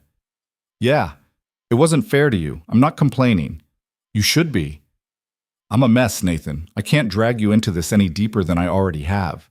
Nathan stared at the message. He could agree, could give her an easy out, could step back to the safe distance of helpful neighbor instead of whatever they were becoming. "What if I want to be dragged in?" he sent. A long pause, then, "Why would you want that?" "Because I haven't felt this much of anything in 3 years. Because you're the first person since my divorce who makes me want to try again. Because I'm tired of playing it safe." Another pause. Longer this time. Nathan's phone rang instead of buzzing with a text. "Hi," Clara said when he answered. "Hi. I don't know how to do this, the dating thing. Not while everything is so complicated." "Then we don't do the dating thing. We just exist as whatever we are right now." "Which is what?" "I don't know. Friends who kiss sometimes?" Clara laughed. "That's the worst definition I've ever heard." "I'm working with limited information here." "Okay. Friends who kiss sometimes. I can do that." They talked for another hour, about nothing and everything. Clara told him about her first job out of college, working for a startup that crashed and burned within 6 months. Nathan told her about the time he'd accidentally locked himself in a server room for 4 hours and had to be rescued by building security. Normal conversation, the kind people have when they're getting to know each other outside of crisis mode. "I should let you sleep," Clara finally said. "It's almost 11. You should sleep too. I'll try. No promises. Call me if you need anything. Doesn't matter what time." "I know. Thank you."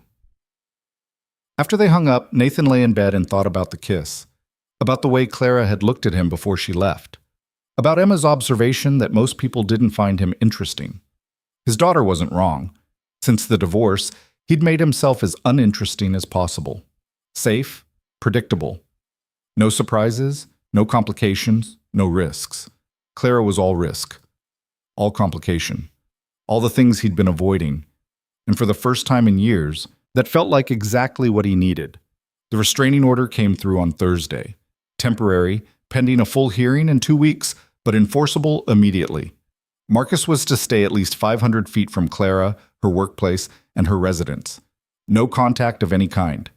Nathan was at work when Clara texted him the news. "It's done. He's been served." "How do you feel?" he replied. "Scared, relieved, like I'm waiting for the other shoe to drop." "What does your lawyer say?" "That I did everything right. That the evidence was solid. That Marcus will probably appeal, but it won't work." "That's good." "Is it?" "A piece of paper doesn't stop him if he decides he doesn't care about consequences." Nathan didn't have a good answer for that. She was right. They both knew she was right. That night, Marcus violated the restraining order. Nathan was making dinner, spaghetti, Emma's favorite, when he heard the shouting, different this time, louder, more desperate. "Clara, I know you're in there. You can't do this. You can't just cut me out of your life. Nathan told Emma to stay in the apartment, grabbed his phone, and ran downstairs. By the time he reached the fourth floor, other neighbors had come out of their apartments. An older woman Nathan vaguely recognized, a young couple he'd seen in the elevator. Marcus was pounding on Clara's door with both fists. Open the door. We need to talk about this. You can't just throw away 2 years. The police are on their way, the older woman said to Nathan. I called them. Clara, please. Marcus was crying now, his voice breaking. I love you. Why can't you see that? Everything I've done, it's because I love you. Nathan started recording. Marcus saw him and something in his face shifted from desperate to furious. You. This is your fault. You turned her against me. I didn't turn her against anyone. You did that yourself. She loved me. Before you came along, she loved me. She was scared of you. There's a difference. Marcus lunged at Nathan. Nathan barely had time to brace himself before Marcus's fist connected with his jaw. The pain was sharp and immediate, and Nathan stumbled backward into the wall. The other neighbors shouted. Someone screamed. Nathan's phone clattered to the floor, still recording. Marcus hit him again, this time in the stomach. Nathan doubled over, trying to catch his breath. He'd been in exactly one fight in his entire life. In high school, over something stupid he couldn't even remember, and he'd lost that one too. But this time he had something to fight for. Nathan pushed back, getting his arms up to protect his face. He wasn't trying to win, just trying to keep Marcus occupied until the police arrived. Keep him focused on Nathan instead of trying to break down Clara's door. They crashed into the opposite wall. Marcus was stronger, angrier, fighting like someone with nothing left to lose. Nathan just held on, taking hits, giving them back when he could. Then Clara's door opened. Stop it! Both of you, stop! Marcus froze. Nathan used the moment to push him away, putting distance between them. His jaw throbbed. His ribs ached. He could taste blood in his mouth. Clara. Marcus reached for her. Don't touch me. Her voice was ice. You just assaulted someone in front of witnesses. You violated a restraining order. You've ruined whatever small chance you had of me ever forgiving you. I don't care about the restraining order. I care about you, about us. There is no us. There hasn't been for months, and now... Clara looked at Nathan, at the blood on his lip, and her expression crumpled. Now you've hurt someone I care about because you can't accept reality. Sirens echoed in the stairwell, getting closer. Marcus looked at Clara, then at Nathan, then back at Clara. I did this for you, all of it, because I love you. That's not love, Clara said quietly. That's obsession, and I'm done being the object of it. The police arrived in force this time. 4 officers, all business. They separated everyone, took statements, documented Nathan's injuries. One of them took photos of his split lip and the bruise already forming on his jaw. Marcus was arrested, handcuffed and led away, still shouting about how Clara didn't understand, how she was making a mistake, how he just needed her to listen.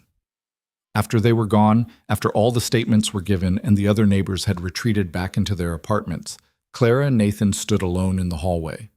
Let me see, she said, reaching for his face. Nathan winced as she touched his jaw. It's not that bad. You're bleeding. Just a split lip. I've had worse. When have you had worse? Okay, never. This is definitely the worst. Clara laughed, but it was shaky. You shouldn't have gotten involved. He was at your door. Where else was I going to be? Safe, in your apartment, not getting punched in the face. Yeah, well, too late now. They went back to Nathan's apartment. Emma took one look at his face and burst into tears. What happened? Who hurt you? I'm okay, sweetheart. Just a little accident. That's not an accident. Someone hit you. Clara knelt down next to Emma. He was helping me. There was a bad person trying to hurt me, and your dad made sure I stayed safe. He was very brave. Emma looked between them, processing. The lady friend's bad ex-boyfriend? Yeah, Nathan said. Him? Is he gone now? He's gone. The police took him away. Emma seemed satisfied with this answer. She demanded to help clean Nathan's face, which mostly involved her handing him tissues and narrating what she was doing like a doctor in a medical drama. We need to apply pressure to stop the bleeding, she announced seriously. And ice for the swelling. And maybe a Band-Aid. I don't think I need a Band-Aid. Everyone needs Band-Aids. That's just science. Clara watched them, something soft in her expression. After Emma was convinced Nathan would survive, she went back to her homework, leaving the adults alone in the kitchen. "Thank you," Clara said. "I know I keep saying that." "Then stop." "I can't. You keep doing things worth thanking you for." She touched his jaw gently, carefully. "This is going to bruise. Worth it." "How is getting punched in the face worth it?" "Because now Marcus is in jail for violating a restraining order and assault. Because now he can't hurt you. That's worth a bruise." Clara's eyes filled with tears. "I'm so sorry you got dragged into this." Clara: "No, I am. You were just being a good neighbor, and I turned your life into a crime drama." "I'm not just being a good neighbor. I thought we established that. Though friends who kiss sometimes." "Right. And friends who kiss sometimes protect each other. That's how it works." Clara kissed him then, careful of his split lip, gentle and sweet, and full of all the things neither of them were saying out loud. When she pulled back, Nathan touched her face. "Stay tonight. You shouldn't be alone in your apartment after everything that happened." "I can't. Emma's here. Emma likes you, and she already knows you're the lady friend.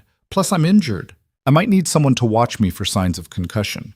"You don't have a concussion." "Might develop one. Better safe than sorry." Clara smiled. "You're ridiculous." "Is that a yes?" "It's a yes." They spent the evening in strange domesticity. Emma teaching Clara about different types of dinosaurs. Nathan making dinner one-handed because his ribs hurt too much to move normally. All of them eating on the couch while watching a nature documentary Emma had picked out. Around 9, Emma fell asleep between them, her head on Clara's lap. "She's out," Clara whispered. "Yeah, she does that, goes from full speed to unconscious in about 30 seconds. Nathan carried Emma to bed. When he came back, Clara was cleaning up the dinner plates, moving around his kitchen like she belonged there. "You don't have to do that," he said. "I know, but I want to help." They finished cleaning in comfortable silence. Then Clara turned to him. "Can I ask you something?" "Sure." "Well, when you got divorced, did it feel like the end of the world?" Nathan thought about it. "Yeah, for a while. Like everything I'd planned and built just collapsed. But then I figured out how to build something different. Smaller, maybe. But mine." "Do you think you'll ever try again? Marriage, I mean." "I don't know, maybe. If I found someone worth the risk." He looked at her. "Why?" "Because I keep thinking about the future. About what life looks like after Marcus is really gone. And I realize I don't know how to trust anyone anymore. He broke something in me. The part that could believe people when they said they cared. Not everyone is him." "I know. But knowing it and feeling it are different things." Nathan pulled her close, careful of his sore ribs. Clara rested her head on his chest, and they stood like that for a long time, just breathing. "One day at a time, Nathan said. That's all we can do." "One day at a time," Clara repeated. She stayed that night, sleeping on the couch, even though Nathan offered his bed. He woke once around 3 and found her awake, staring at the ceiling. "Can't sleep?" he asked quietly. "Just thinking." "About what?" "About how different my life is now than it was 2 months ago. How much has changed. Is that good or bad?" Clara was quiet for a long moment. "Both. It's terrifying and exhausting, and I wouldn't trade it for anything." "Not even for a full night's sleep?" She laughed softly. "Well, maybe for that." Nathan sat with her until she drifted off. Then he went back to his own bed and lay awake, thinking about the fight. About the sound of Marcus's fists connecting with his face. About the look in Clara's eyes when she'd seen Nathan bleeding. He touched his jaw where it throbbed and thought about how much had changed for him too. How 2 months ago his life had been simple and predictable and safe. How now it was none of those things. And how, despite the pain and the complications and the uncertainty, he didn't want to go back. Marcus made bail the next morning. Clara's lawyer called at 7:30 with the news. Nathan was making breakfast, trying to crack eggs one-handed while his ribs screamed at him, when he heard Clara's sharp intake of breath from the couch. "How is that possible?" she was saying into her phone.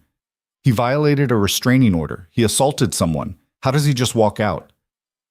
Nathan couldn't hear the lawyer's response, but he could see Clara's face go pale. Okay, yes, I understand. Thank you for letting me know. She hung up and sat very still. He's out? Nathan asked. His family posted bail, $10,000, and he's back on the street. Clara's voice was flat. The lawyer says not to worry, that he'll have stricter conditions now, that if he comes near me again, they'll revoke bail immediately. That's good. Is it? He already didn't care about a restraining order. Why would he care about bail conditions? Nathan didn't have an answer. Emma wandered out of her bedroom, rubbing her eyes, and stopped when she saw Clara still there. Did you have a sleepover? She asked.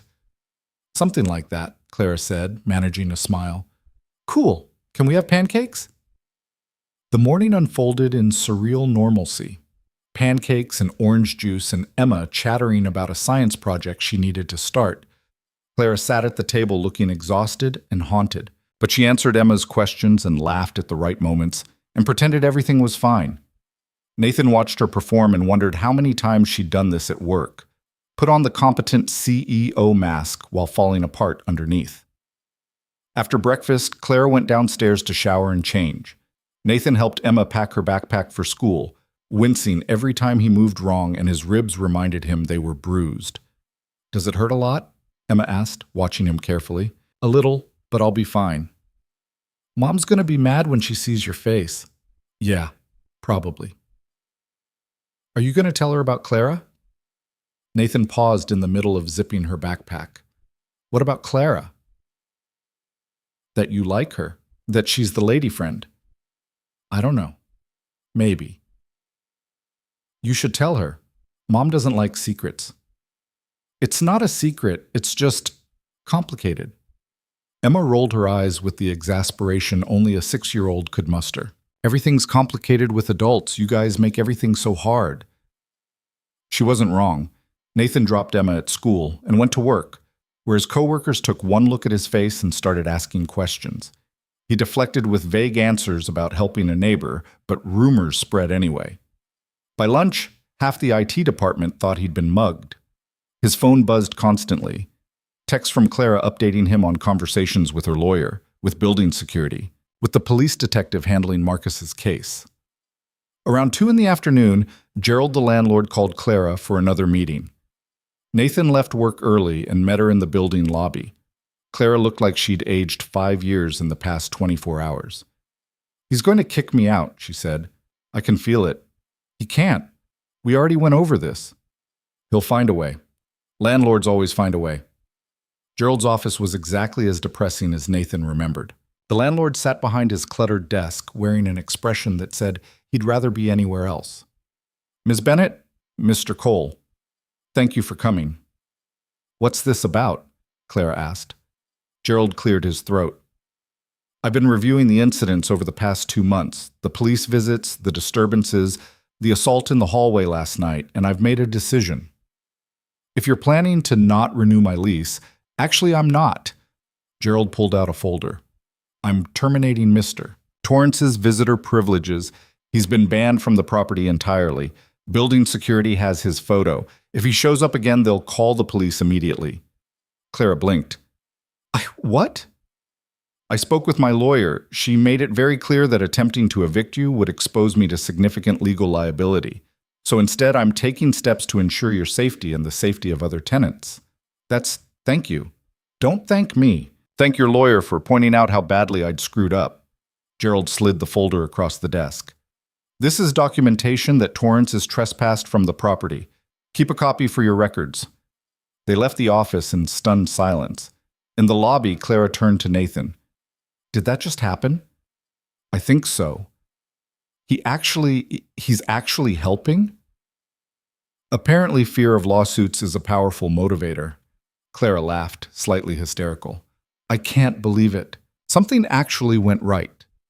Nathan wanted to share her relief, but he couldn't shake the feeling that this was just a temporary reprieve, that Marcus making bail meant they were on borrowed time.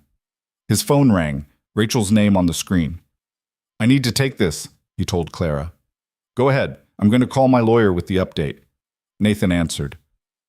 Hey, what the hell happened to your face? Rachel's voice was sharp. Emma told you. Emma said you got in a fight helping a lady friend. Want to explain that? Nathan sighed. Not really, but I'm guessing you're not giving me a choice. You guessed right. He gave her the abbreviated version. Neighbor being harassed, situation escalating. He stepped in. Rachel listened in silence until he finished. So you're dating someone who's being stalked by her ex-boyfriend, she said flatly. It's not like that. What is it like? It's complicated. Everything with you is complicated, Nathan. That's the problem. You can't just have a normal relationship. It's always some drama or crisis or situation that requires you to play hero. That's not fair, isn't it? Think about it. When we met, I was dealing with my dad's illness. You swooped in to help, made yourself indispensable. Then when the crisis was over and real life started, you didn't know how to just be with someone. You only knew how to rescue them. Nathan felt something cold settle in his chest. Is that really what you think? I think you're a good person who's attracted to broken things. And I think Emma deserves better than watching her father get punched in the face over someone else's problems. Clara's not a problem. She's a person who needs help. And you're the only one who can provide it? Come on, Nathan. You're smarter than that. What do you want me to do? Ignore her? Let her deal with this alone? I want you to think about your daughter, about what kind of example you're setting, about whether this woman is worth the risk you're taking. She is. Rachel was quiet for a long moment. You're falling for her. I don't know. Maybe. Then you need to be sure she's in this for the right reasons, that she actually cares about you and not just the safety you represent. It's not like that. How do you know? How much of what you're feeling is real, and how much is just the high of being needed? Nathan didn't have an answer. Rachel sighed. Just be careful. For Emma's sake, if not your own. I don't want her getting attached to someone who might not stick around once the crisis is over. After she hung up, Nathan stood in the lobby, staring at his phone. Rachel's words rattled around in his head, finding all the places where his own doubts lived. Was she right? Was he just playing hero? Did Clara actually care about him? Or did she just need someone to lean on? Clara came back from her phone call smiling. My lawyer says the trespass notice is great. It adds another layer of protection. She thinks, Nathan, what's wrong? Nothing. Just talk to my ex-wife. About me? About the situation. What did she say? Nathan hesitated. That I should be careful. That Emma comes first. She's right. Emma should come first. I know. Clara studied his face. What else did she say? It doesn't matter. It does if it's making you look at me like that. Like what? Like you're second-guessing everything. Nathan rubbed his face, immediately regretted it when pain shot through his jaw. She asked if I was sure you were in this for the right reasons, if you actually cared about me, or just needed someone to protect you. Clara went very still. And what do you think? I don't know. I want to believe that you don't know. Clara's voice went flat. After everything. After I've let you into my life, into my fear, into you don't know if I actually care about you. That's not what I meant. Then what did you mean? Nathan didn't know how to explain it without making it worse. How to articulate the fear that he was just a convenient solution to her problem. That when Marcus was gone and she felt safe again, she wouldn't need him anymore. Forget it, Clara said. I should go. Clara, wait. But she was already walking away, her back rigid with hurt and anger.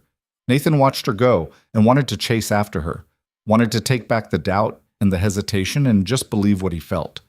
Instead, he went to pick up Emma from school. His daughter took one look at his face and frowned. You're sad. I'm fine.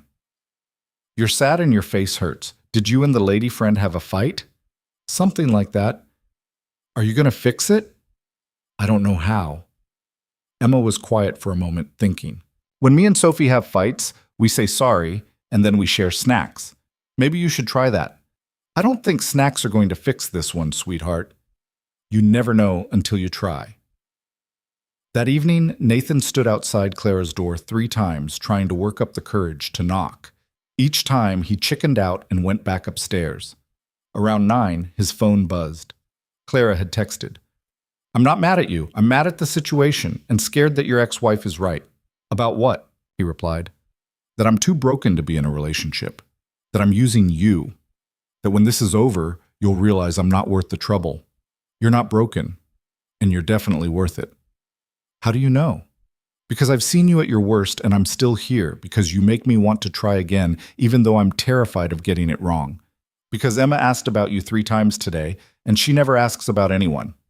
A long pause, then, "Can I come up, please?" She knocked 2 minutes later. When Nathan opened the door, Clara looked smaller somehow, vulnerable in a way she hadn't even that first night. "I need to tell you something," she said. "Okay. When I first knocked on your door, you were just a solution, a safe place. I wasn't thinking about you as a person, just as someone who could help me. And I'm sorry for that. It wasn't fair. Clara." But somewhere along the way, it changed. You stopped being just the neighbor who helped and started being you. Nathan, the guy who makes terrible coffee and gets way too invested in his daughter's dinosaur phase and shows up even when it's hard. I don't know when it happened, but it did. "Your ex-wife asked if I was in this for the right reasons," Clara continued. "And the truth is, I don't know what the right reasons are anymore. All I know is that when I think about my life after Marcus is gone, you're in it. Not because I need you to protect me, but because I like who I am when I'm with you." Nathan pulled her inside and closed the door. "I'm sorry for doubting." "Don't be. It's a fair question. I've been asking myself the same thing." "And what answer did you come up with?" Clara stepped closer. "That I'm falling for you, and it terrifies me, because the last time I fell for someone, I lost myself. But with you, I feel like I'm finding myself again." Nathan kissed her, properly this time, not the quick stolen moments from before. Clara melted into him, her hands fisting in his shirt, and for a moment the fear and doubt and complications all faded away. When they pulled apart, Nathan rested his forehead against hers. "Emma's asleep," he said quietly. "Is that an invitation?" "It's whatever you want it to be." Clara smiled. "Show me where you keep the terrible coffee. We should probably talk before we do anything stupid." They made coffee and sat on the couch, close enough that their knees touched. Clara told him about her day, about work stress and the pitying looks from her assistant, and the constant fear that Marcus would appear, even though logically she knew he was out on bail with conditions. Nathan told her about Rachel's concerns, about his own fears that he was repeating old patterns, about how much Emma had grown on Clara in just a few short meetings. "She's a great kid," Clara said. "You've done a good job with her." "I try. Most days I feel like I'm making it up as I go." "That's what makes you a good parent. The ones who think they have all the answers are the ones who screw kids up." "Is that professional experience talking?" "Personal. My dad thought he knew everything. Turned out he mostly knew how to make me feel small." Clara stared into her coffee mug. "I spent my whole childhood trying to be perfect so he'd notice me. Then I spent my 20s proving I didn't need his approval. And then Marcus came along and, I don't know, maybe I was ready to try again with someone. And I picked wrong." "Gee, mumtik." "You didn't pick wrong. He showed you who he wanted you to see. That's on him, not you." "I should have seen the signs earlier. Hindsight's always clearer." They sat in comfortable silence for a while. Outside, a siren wailed in the distance. Clara tensed automatically, and Nathan put his hand over hers. "He's not coming tonight," he said. "How do you know?" "Because he's not stupid. He knows violating bail conditions means jail. He'll wait, plan, come at you when you're not expecting it." Clara looked at him. "That's not as reassuring as you think it is." "Sorry, I was trying for honest. I know, and I appreciate it. I'm tired of people telling me everything's going to be fine when we both know it might not be." "It will be eventually. Just might be messy getting there. Story of my life lately." Nathan's phone buzzed. A text from an unknown number. "Tell Clara I'm sorry. I just want to talk. That's all I've ever wanted." His blood went cold. He showed the screen to Clara. Her face went pale. "How does he have your number?" "I don't know. Must have gotten it somehow." Another text came through. You don't know her like I do. You think you're helping her, but you're just making everything worse. Then another. She always runs to someone new when things get hard. That's what she does. You're not special. You're just convenient. Clara grabbed the phone and typed back. This is Clara. Stop contacting Nathan. Stop contacting me. Leave us alone. The response was immediate. Us? So you are fucking him. I knew it. Nathan took the phone back and blocked the number. I'm calling the police. It won't matter. He'll just get another phone, another number. It still matters. It's more documentation. The police came, took the report, added it to the growing file.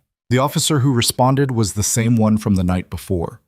She looked at Nathan's bruised face and Clara's exhausted expression with something like pity. The hearing for the permanent restraining order is in 2 weeks, she said. With this new contact, you've got a strong case, and the assault charge is solid. He's looking at real jail time if convicted. If, Clara said. When? The officer corrected. I've seen the evidence. It's airtight. He's going away for a while. After she left, Clara sat on Nathan's couch and stared at nothing. 2 more weeks, she said. I just have to make it 2 more weeks. We, Nathan corrected. We have to make it 2 more weeks. Clara looked at him. You keep saying that, we. Like this is your problem too. It is my problem.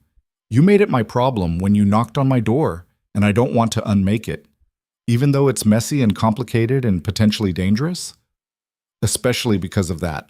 I spent 3 years avoiding messy and complicated. Turns out I was just avoiding living. Clara laughed, wet and shaky. That's the most dramatic thing you've ever said to me. Yeah, well, I'm dating a CEO. I'm learning to be more assertive. We're dating now? Officially? Aren't we? Claire kissed him instead of answering. They stayed on the couch for a long time, just holding each other, neither of them willing to acknowledge how fragile this all felt. Around midnight, Clara stood up. I should go. Let you sleep. Stay.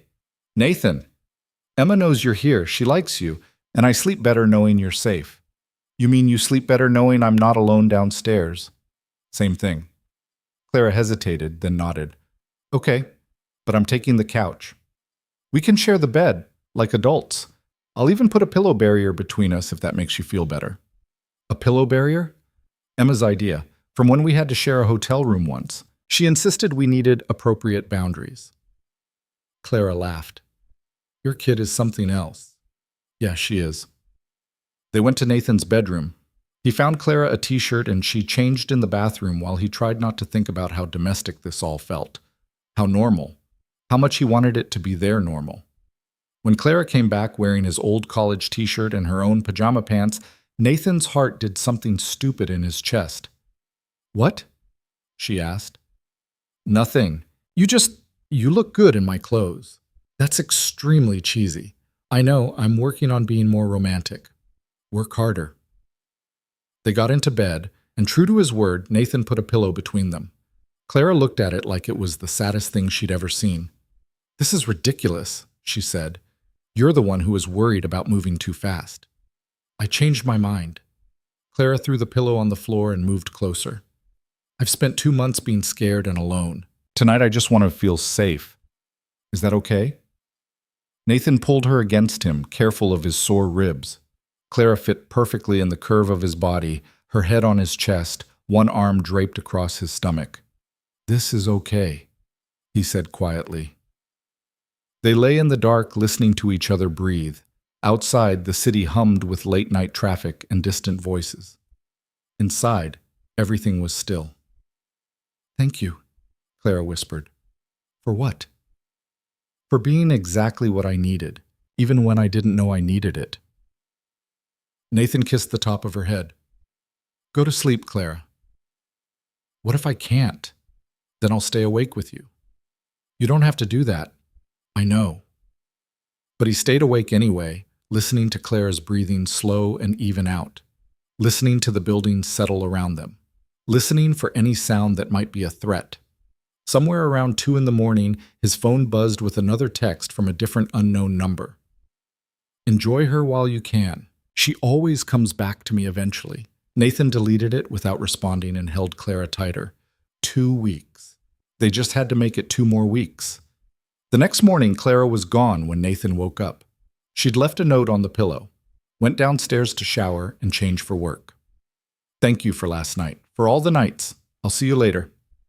See, Nathan got Emma ready for school and dropped her off, fielding more questions about Clara and when she was coming back. I like when she's at our house, Emma said. It feels less lonely. We're not lonely, we have each other. That's different. It's good different when Clara's there. Nathan couldn't argue with that. Work was a blur of server issues and user complaints. Nathan went through the motions, but his mind was elsewhere. On Clara in meetings, putting on her competent CEO face while dealing with the fear underneath. On Marcus somewhere in the city, planning his next move. On the 2 weeks that stretched ahead like a minefield. His phone rang at 3 in the afternoon, Clara's name on the screen. Hey, he answered. He's at my office. Clara's voice was tight. Marcus is outside the building, just standing there, watching. Did you call the police? They're on their way. But Nathan, he's not doing anything illegal. He's on a public sidewalk. They can't arrest him for standing. He's violating the restraining order, 500 feet, remember? He's at 510 feet. I measured on my phone. He knows exactly where the line is. Nathan felt rage build in his chest. Where are you? In my office. I can see him from the window. Don't go outside. Wait for the police. I know. I wanted to hear your voice, to feel less alone. You're not alone. I'm right here. You're at work, 20 minutes away. Then I'll leave work. I'll be there in 15. Nathan, you can't keep leaving work for me. You'll lose your job. I don't care. I care. You have Emma to support. You can't. Clara, I'm coming. Stay inside. He hung up and grabbed his coat. His supervisor started to protest, but Nathan was already out the door. Traffic was terrible. Every red light felt like a personal attack. Nathan gripped the steering wheel and watched the minutes tick by on the dashboard clock. When he finally pulled up to Clara's building, he saw Marcus immediately. Standing across the street, phone in hand, watching the entrance with patient intensity. Nathan parked and got out. Marcus saw him and smiled. The hero arrives, Marcus called across the street. Come to rescue your girlfriend? Nathan crossed the street, stopping just outside arm's reach. Leave her alone. I'm not doing anything, just standing here, on a public sidewalk. That's not illegal. You're violating a restraining order. Actually, I'm not. 510 feet, I measured. I'm following the rules. Marcus's smile widened. Unlike you, apparently. That's quite a bruise on your jaw. I hope you're not planning to press charges, because I have a very good lawyer who will argue self-defense. You attacked me. Did I? Or did you insert yourself into a private matter between me and Clara, a matter that had nothing to do with you? 2 police cars pulled up before Nathan could respond. Marcus immediately put his hands up, cooperative and calm. Officers, I'm not causing any trouble, just waiting for someone. One of the officers checked the restraining order on his tablet, measured the distance with an app, looked at Marcus with barely concealed frustration. You're technically in compliance, the officer said, but you need to move on. Loitering with intent to intimidate is still harassment. I'm not intimidating anyone. I'm standing on a sidewalk. Sir, it's fine. Clara's voice cut across the sidewalk. She was standing in the building entrance, her assistant hovering nervously behind her. Let him stand there. Let everyone see what kind of person he is. She pulled out her phone and took a photo of Marcus on the sidewalk, then another, then a video. What are you doing? Marcus asked. Documenting, since that's what everyone keeps telling me to do. Smile for the camera, Marcus. Let's show the judge exactly how you're technically following the restraining order while violating the spirit of it. Marcus's confident expression faltered. Clara kept recording, narrating for the video. This is Marcus Torrance. It's 3:15 on a Thursday afternoon. He's standing outside my workplace, 500 feet away as measured, watching my building. This is the 4th time this week he's done this. The police have been called. He's done nothing technically illegal, but he's making sure I know he's watching, that I'm never safe, that he can find me wherever I go. Clara, stop. Why? You wanted to talk, right? That's what you always say. So let's talk. Let's tell everyone watching this video about the time you went through my phone while I was sleeping, or the time you showed up at my parents' house uninvited, or the time you told me I was worthless without you. I never said that. You said it was my fault you couldn't trust me. That if I hadn't given you reasons to be jealous, you wouldn't have to check my location constantly. That if I really loved you, I'd understand why you needed to know where I was every second of every day. Marcus's face went red. You're twisting everything. Am I? Because I have texts, voicemails, emails, all of it saved, all of it showing exactly who you are. The police officers looked between them uncomfortably. Nathan stayed silent, letting Clara have this moment, letting her take back some of the power Marcus had stolen. You need to leave, sir, one of the officers finally said to Marcus. Now, or we'll find a reason to arrest you. Marcus looked at Clara, at Nathan, at the phone still recording. Something in his face shifted, rage giving way to calculation. This isn't over, he said quietly. Yes, it is, Clara replied. You just haven't accepted it yet. Marcus walked away, disappearing around the corner. The police waited until he was out of sight before approaching Clara. That was brave, one of them said, and stupid. Don't antagonize him. It'll only make things worse. How much worse can it get? Clara asked. He's already made my life hell. At least this way, I'm fighting back. After the police left, Nathan pulled Clara into a hug. She was shaking, adrenaline draining away and leaving exhaustion in its wake. That was, Nathan started. Stupid. I know. The officer said so. I was going to say impressive. Clara laughed into his chest. I'm so tired of being scared. I just wanted, to feel like I had some control. You do have control. You're the one who decides how this ends. Am I? Because it feels like Marcus is the one making all the choices. I'm just reacting. Nathan pulled back to look at her. You chose to leave him. You chose to file reports. You chose to stand up to him just now. Those are all choices. They all matter. Clara nodded, but Nathan could see the doubt in her eyes. The weight of 2 months of fear and harassment pressing down on her. Come on, he said. I'm taking you home. I have work. Work can wait. You need a break. I can't just leave. I'm the CEO. I have responsibilities. And you're also a person who just confronted her abuser on a public street. Give yourself permission to not be okay for 5 minutes. Clara looked like she might argue. Then she deflated. Okay, 5 minutes. They went back to the building and up to Nathan's apartment. Emma wouldn't be home for another 3 hours, and the silence felt strange and heavy. Clara sat on the couch and put her head in her hands. I don't know how to do this anymore. Do what? Keep fighting. Keep being strong. Keep pretending I'm fine when I'm not. Nathan sat beside her. Then don't pretend. Not with me. If I stop pretending, I'll fall apart. Then fall apart. I'll catch you. Clara looked at him, eyes bright with unshed tears. You can't promise that. Watch me. She kissed him desperately, like she was drowning, and he was air.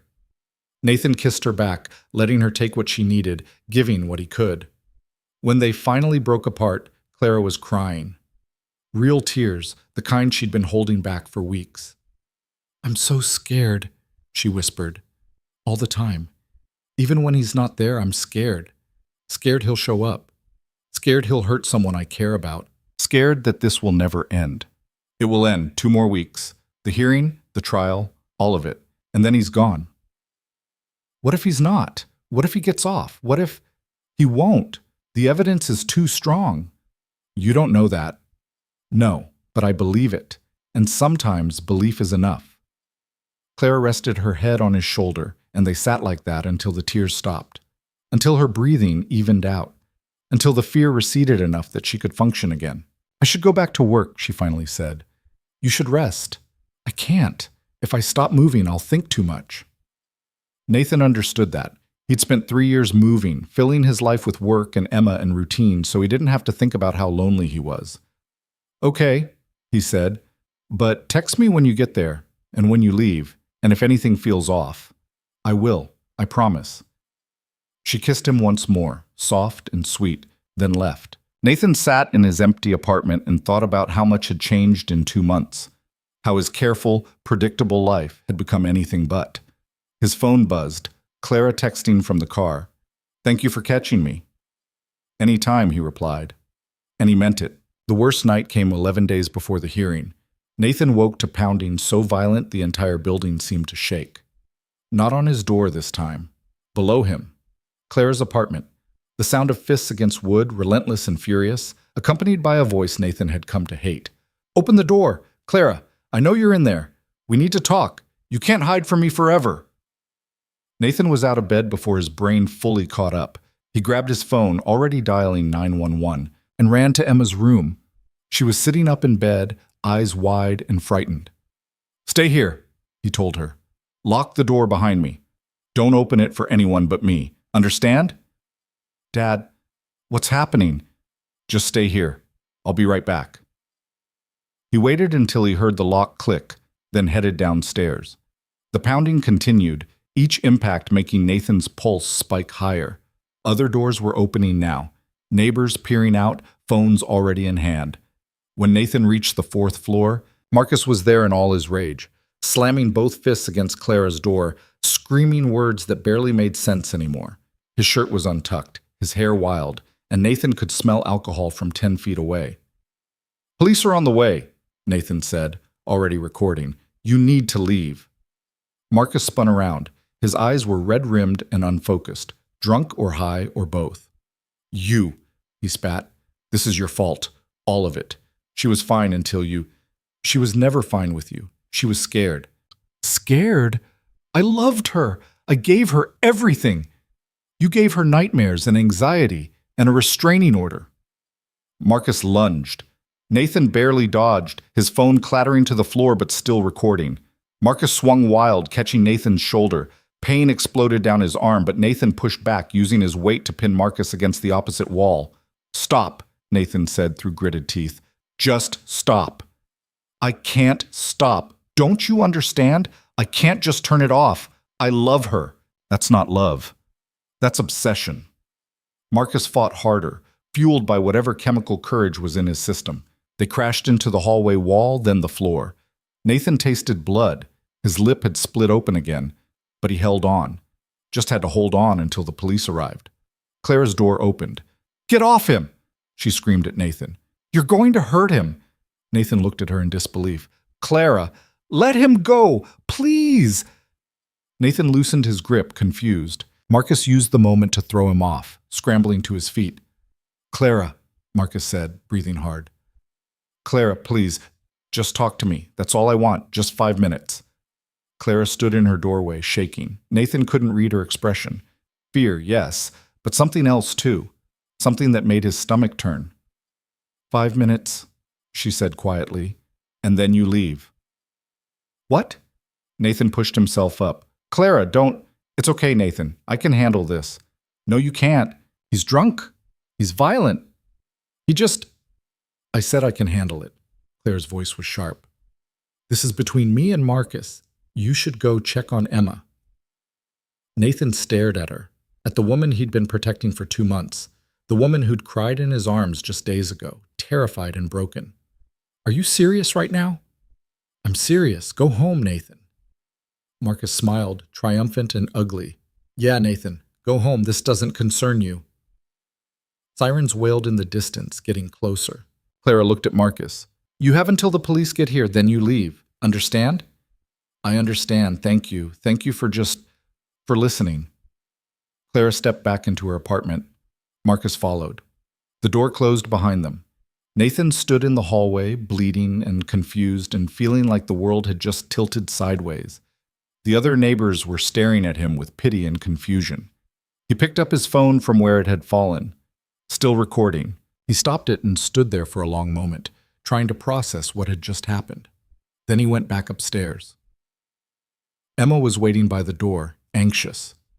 "Is everything okay?" "Yeah, sweetheart, everything's fine. Go back to bed." "You're bleeding again." "I know, I'll clean it up. Go on." After Emma was settled, though not sleeping, Nathan could tell.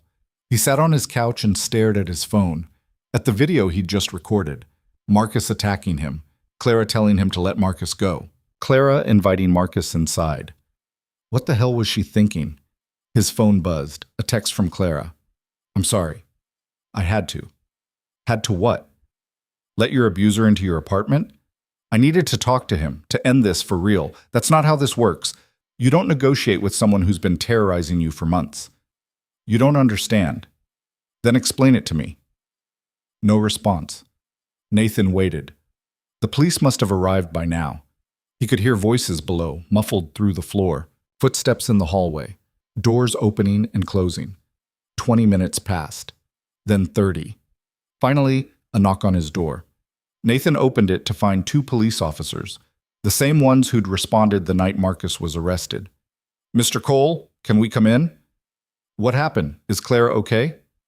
Miss Bennett is fine. She asked us to check on you, said there was an altercation. Nathan let them in, gave his statement, showed them the video. The officers exchanged glances. Ms. Bennett says Mr. Torrance came to apologize, that things got heated between you two, but that she's not pressing charges. Nathan's jaw dropped. She's not. He violated a restraining order. He assaulted me. You have it on video. We understand, but without Ms. Bennett's cooperation and with her statement that she invited him in, the restraining order violation is murky. As for the assault, do you want to press charges? Nathan thought about it. About Marcus getting arrested again. About bail and trials and the whole mess getting even more complicated. About Clara telling him this didn't concern him. No, he said finally.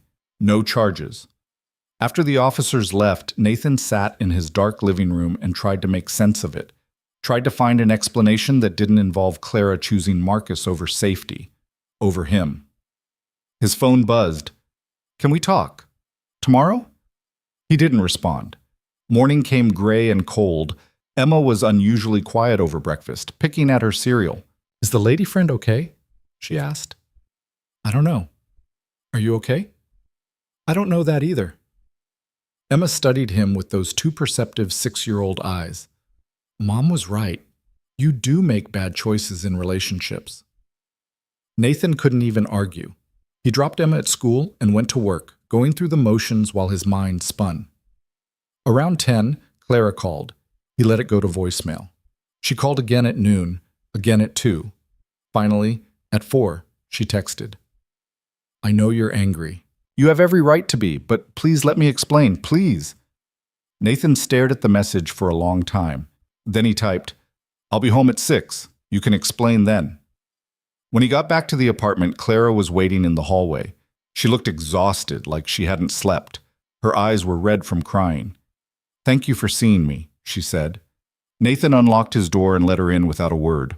Emma was at Rachel's for the night, his regular custody day, so they had the apartment to themselves. Talk, Nathan said. Clara sat on the couch, hands twisted in her lap. Last night, when Marcus was at my door, I knew if I didn't let him in, he'd keep escalating, that someone would get hurt, you or him or me or an innocent neighbor, so I made a choice. You chose to let him in. I chose to end it, on my terms. By talking to him? Clara, you can't reason with someone like that. I didn't reason with him. I recorded him. Clara pulled out her phone and played a video.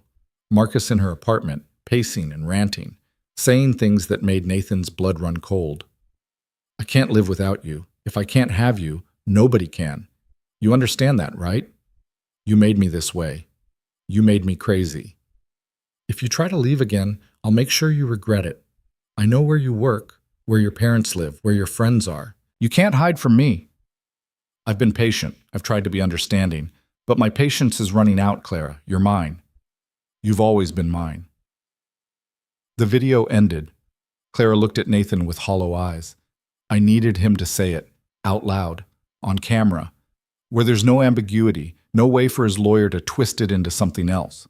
I needed proof that he's not just a heartbroken ex-boyfriend, that he's dangerous. Nathan felt something cold settle in his chest. You used yourself as bait. I used myself as evidence. You could have been killed. I know, but I wasn't, and now I have this. Clara held up her phone. My lawyer says with this recording, the permanent restraining order is guaranteed, and the DA is adding stalking and terroristic threats to the assault charges. Marcus is looking at real prison time. Not months. Years.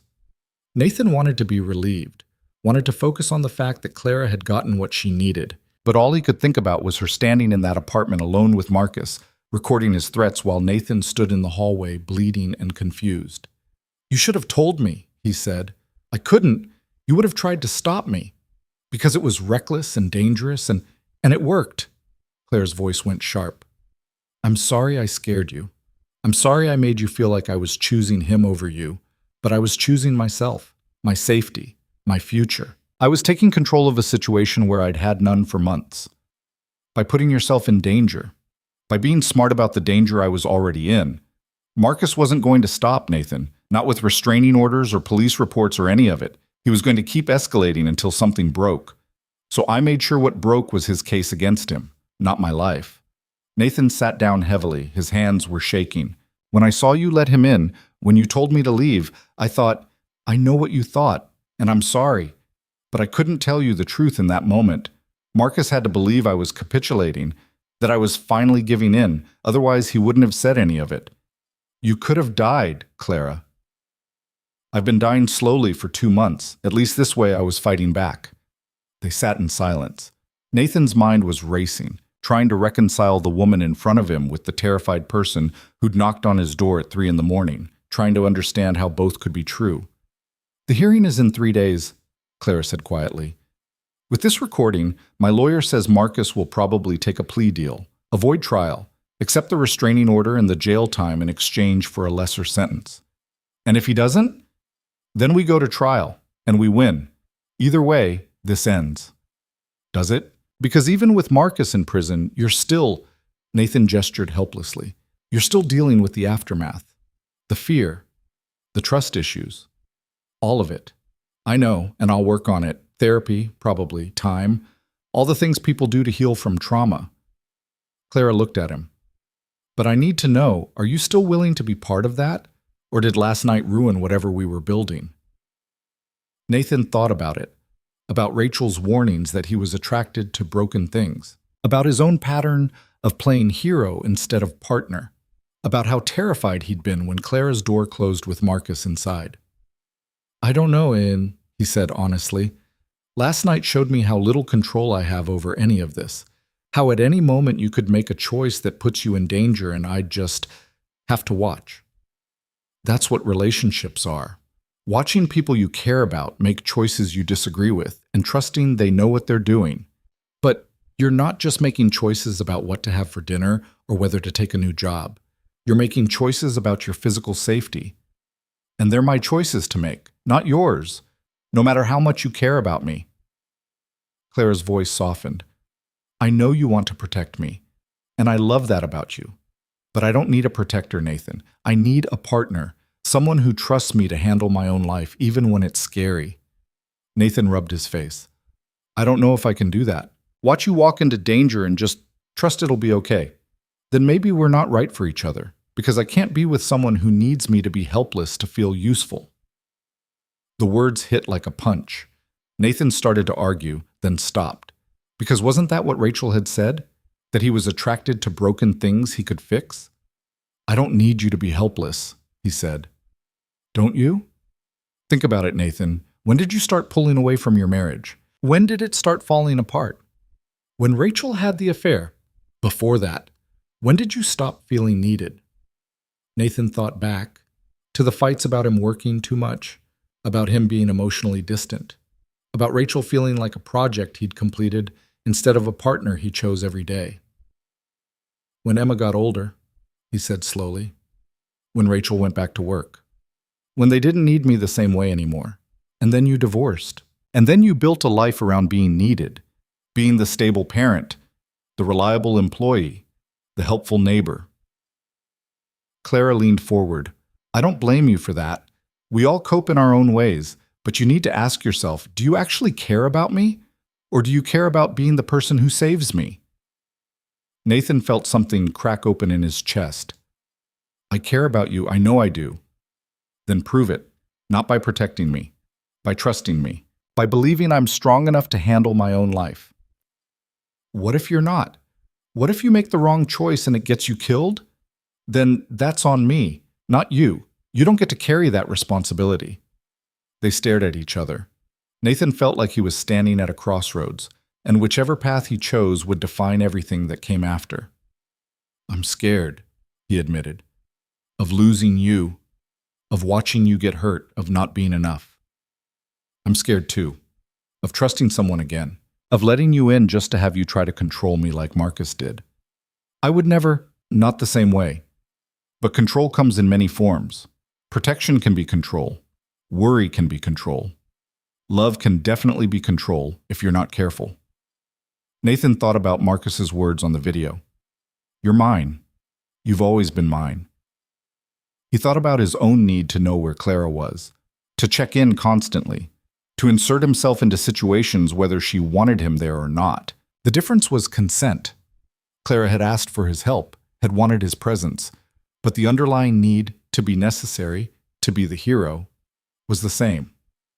I don't know how to just let go, Nathan said. Let you handle things without trying to fix them. You start by asking what I need instead of assuming, by listening when I say I've got it handled, by being there when I actually need you instead of hovering when I don't. That sounds harder than just fixing things. Clara smiled sadly. It is, but it's also what makes a relationship work. Partnership instead of rescue. Nathan's phone buzzed, a text from Emma via Rachel's phone. Did you and the lady friend break up? Mom says you probably did.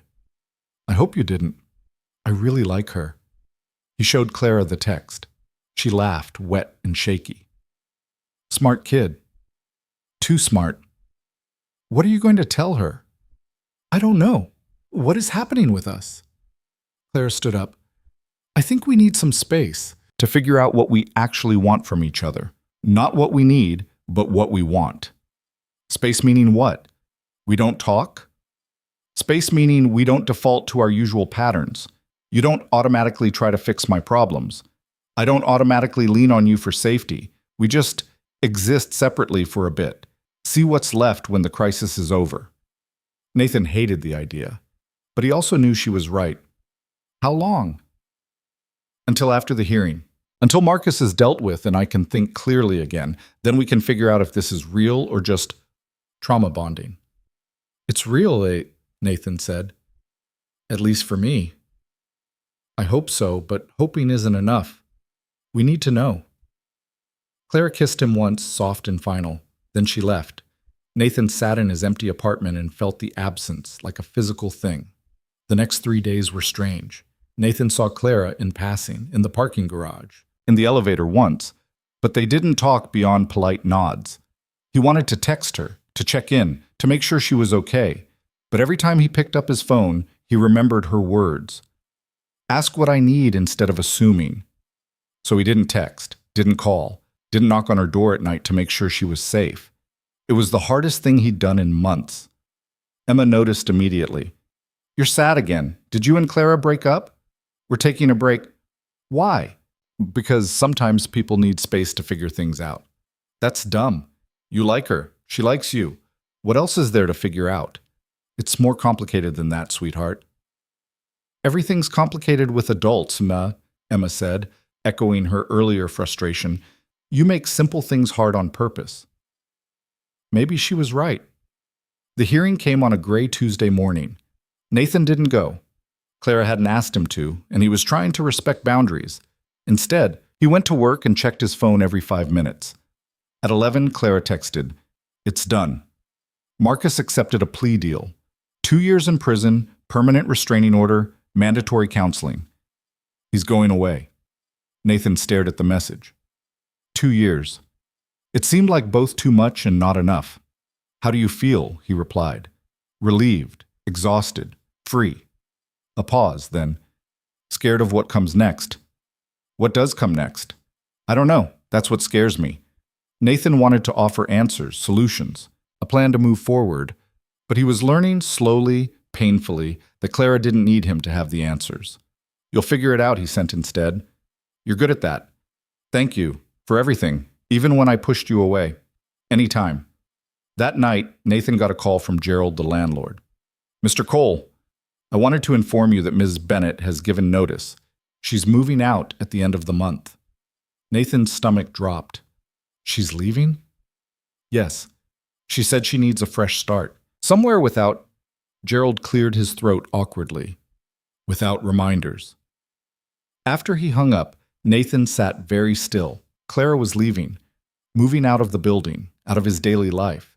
He'd known it was a possibility, had even thought it might be for the best, but knowing and feeling were different things. His phone buzzed.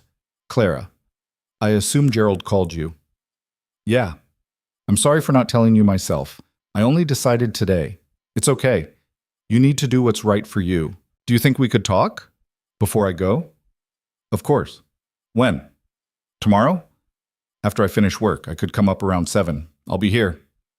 Nathan spent the next day anxious and distracted. Emma was with Rachel for the week, which meant the apartment was quiet and lonely. He cleaned compulsively, trying to give his hands something to do while his mind raced. Clara knocked at 7 exactly.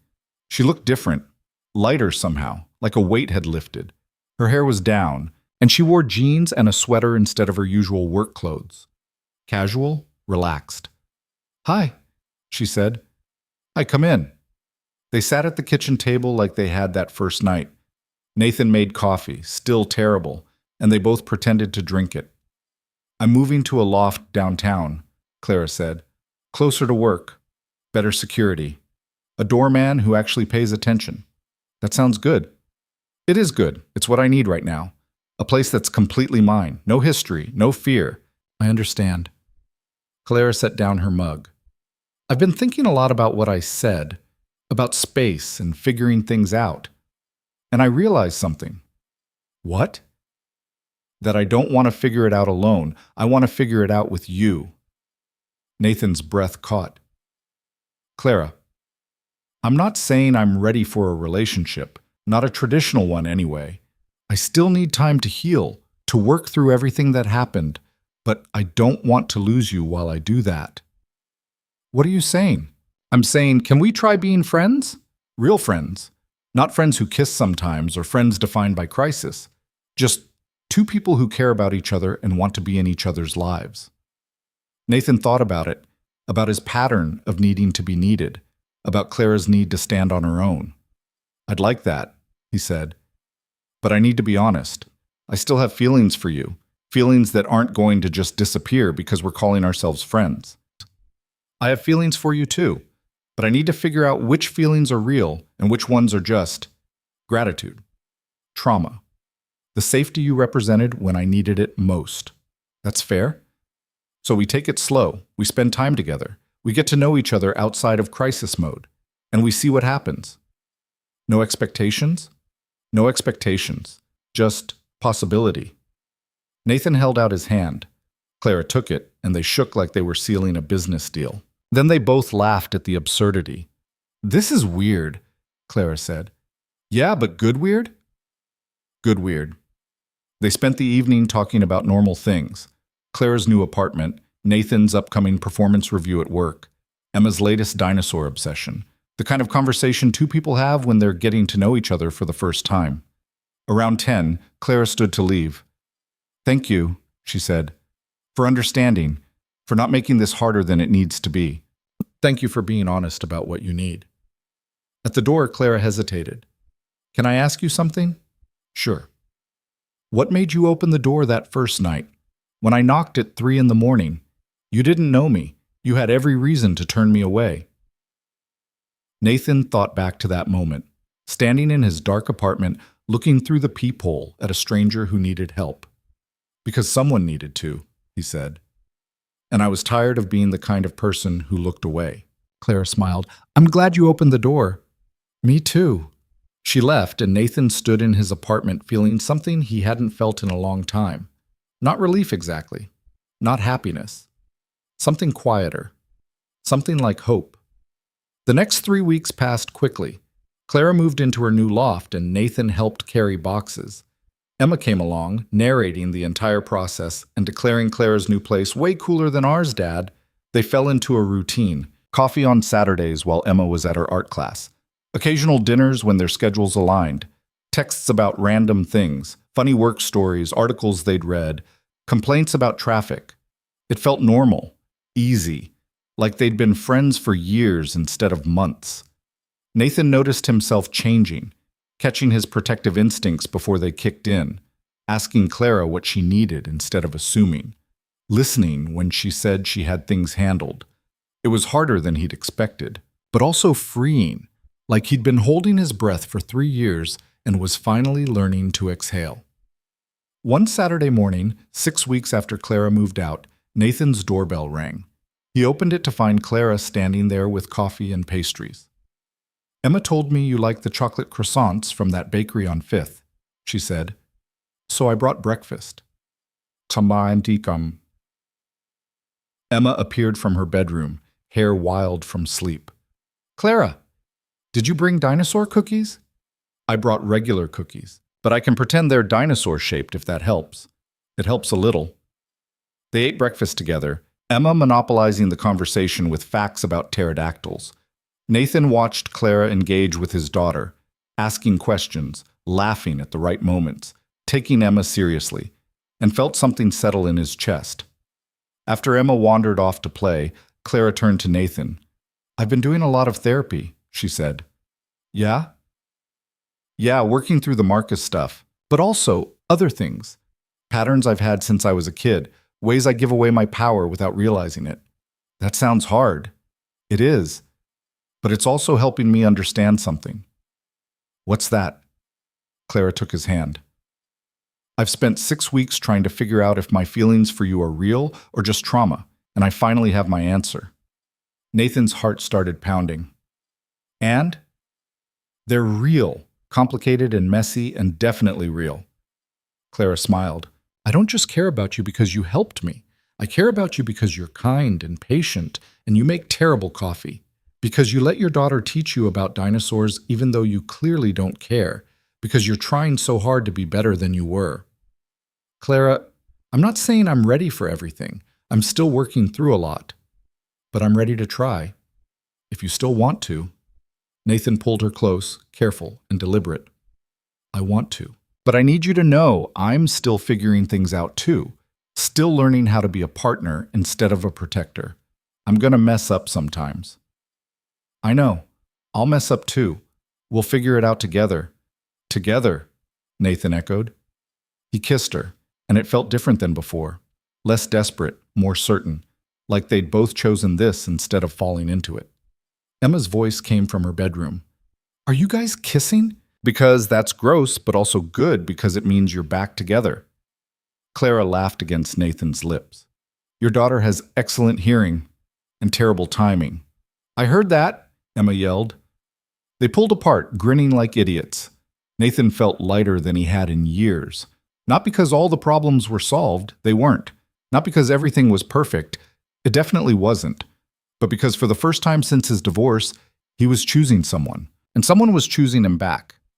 Not because either of them needed to be saved, but because they wanted to build something together.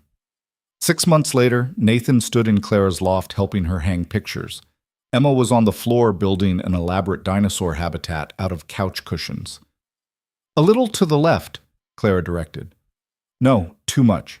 Back to the right." "You're terrible at this," Nathan said. "And yet you keep helping anyway." "That's because I'm a good boyfriend." "The best boyfriend," Clara corrected. Emma looked up from her cushioned fort. "Can we get pizza for dinner? Clara's fancy adult food is boring." "My fancy adult food is called a salad, Emma." "Exactly. Boring." Clara laughed and conceded to pizza. While Nathan called in the order, she sat on the couch and watched Emma explain the complex social hierarchy of her dinosaur world. "You're good with her," Nathan said after he hung up.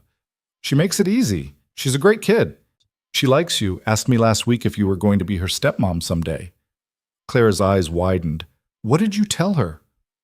"That we're taking things one day at a time, but that I hoped so." "Nathan Cole, was that a proposal?" "Not yet, but someday, if you want." Clara pulled him down onto the couch. "Ask me again in a year." "Deal." They sat together, Emma's narration providing background noise, and Nathan thought about how far they'd both come. From that first desperate knock at 3 in the morning to this quiet Saturday evening. From fear and crisis to something that felt like home.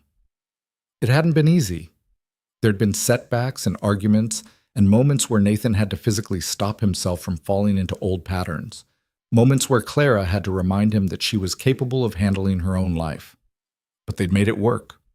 One difficult conversation at a time, one choice at a time, one day at a time. The pizza arrived and they ate on the floor with Emma, who declared it the best meal they'd ever had. After dinner, they watched a nature documentary about dinosaurs, Emma's choice, and she fell asleep between them before it ended. Nathan carried his daughter to Clara's guest room, which they'd set up with a bed and some of Emma's things for nights like this. When he came back, Clara was cleaning up pizza boxes. "Leave it," Nathan said. "Come here." Clara came and he pulled her close, swaying slightly to music that wasn't playing. "What are we doing?" she asked. "Dancing, or trying to." "There's no music. Use your imagination." Clara laughed and rested her head on his chest. They moved slowly around the living room, clumsy and imperfect. "I love you," Nathan said quietly. Clara pulled back to look at him. "I love you too, even though you have terrible rhythm. I have excellent rhythm, you're just hard to lead. Maybe I don't want to be led. Then lead me." So she did. Clara took the lead and Nathan followed, and they danced in her loft under the soft glow of lamps, building something new together. Something that wasn't about rescue or need or crisis. Something that was just about choice. And that, Nathan thought, was worth every difficult moment it had taken to get here. The documentary ended and the apartment fell quiet except for their breathing and the distant sounds of the city. Nathan held Clara and thought about all the ways life could surprise you. How opening a door at 3 in the morning could change everything. How sometimes the scariest moments led to the best things. How being needed and being wanted weren't the same thing, but both could be gifts if you let them. Emma stirred in the guest room, mumbling something about velociraptors. Clara smiled against Nathan's chest. "We should probably get some sleep," she said. "Probably." But they stayed there a little longer, swaying in the quiet, building their new normal one moment at a time. And when they finally went to bed, Clara's bed, together, both of them choosing it, Nathan fell asleep thinking about the future for the first time in years. Not with fear or anxiety or the weight of responsibility, but with something simpler. Hope. The kind of hope that came from knowing that whatever came next, they'd face it together. Not because either of them needed saving, but because they'd chosen each other, imperfections and all, and decided that was enough. More than enough. It was everything part.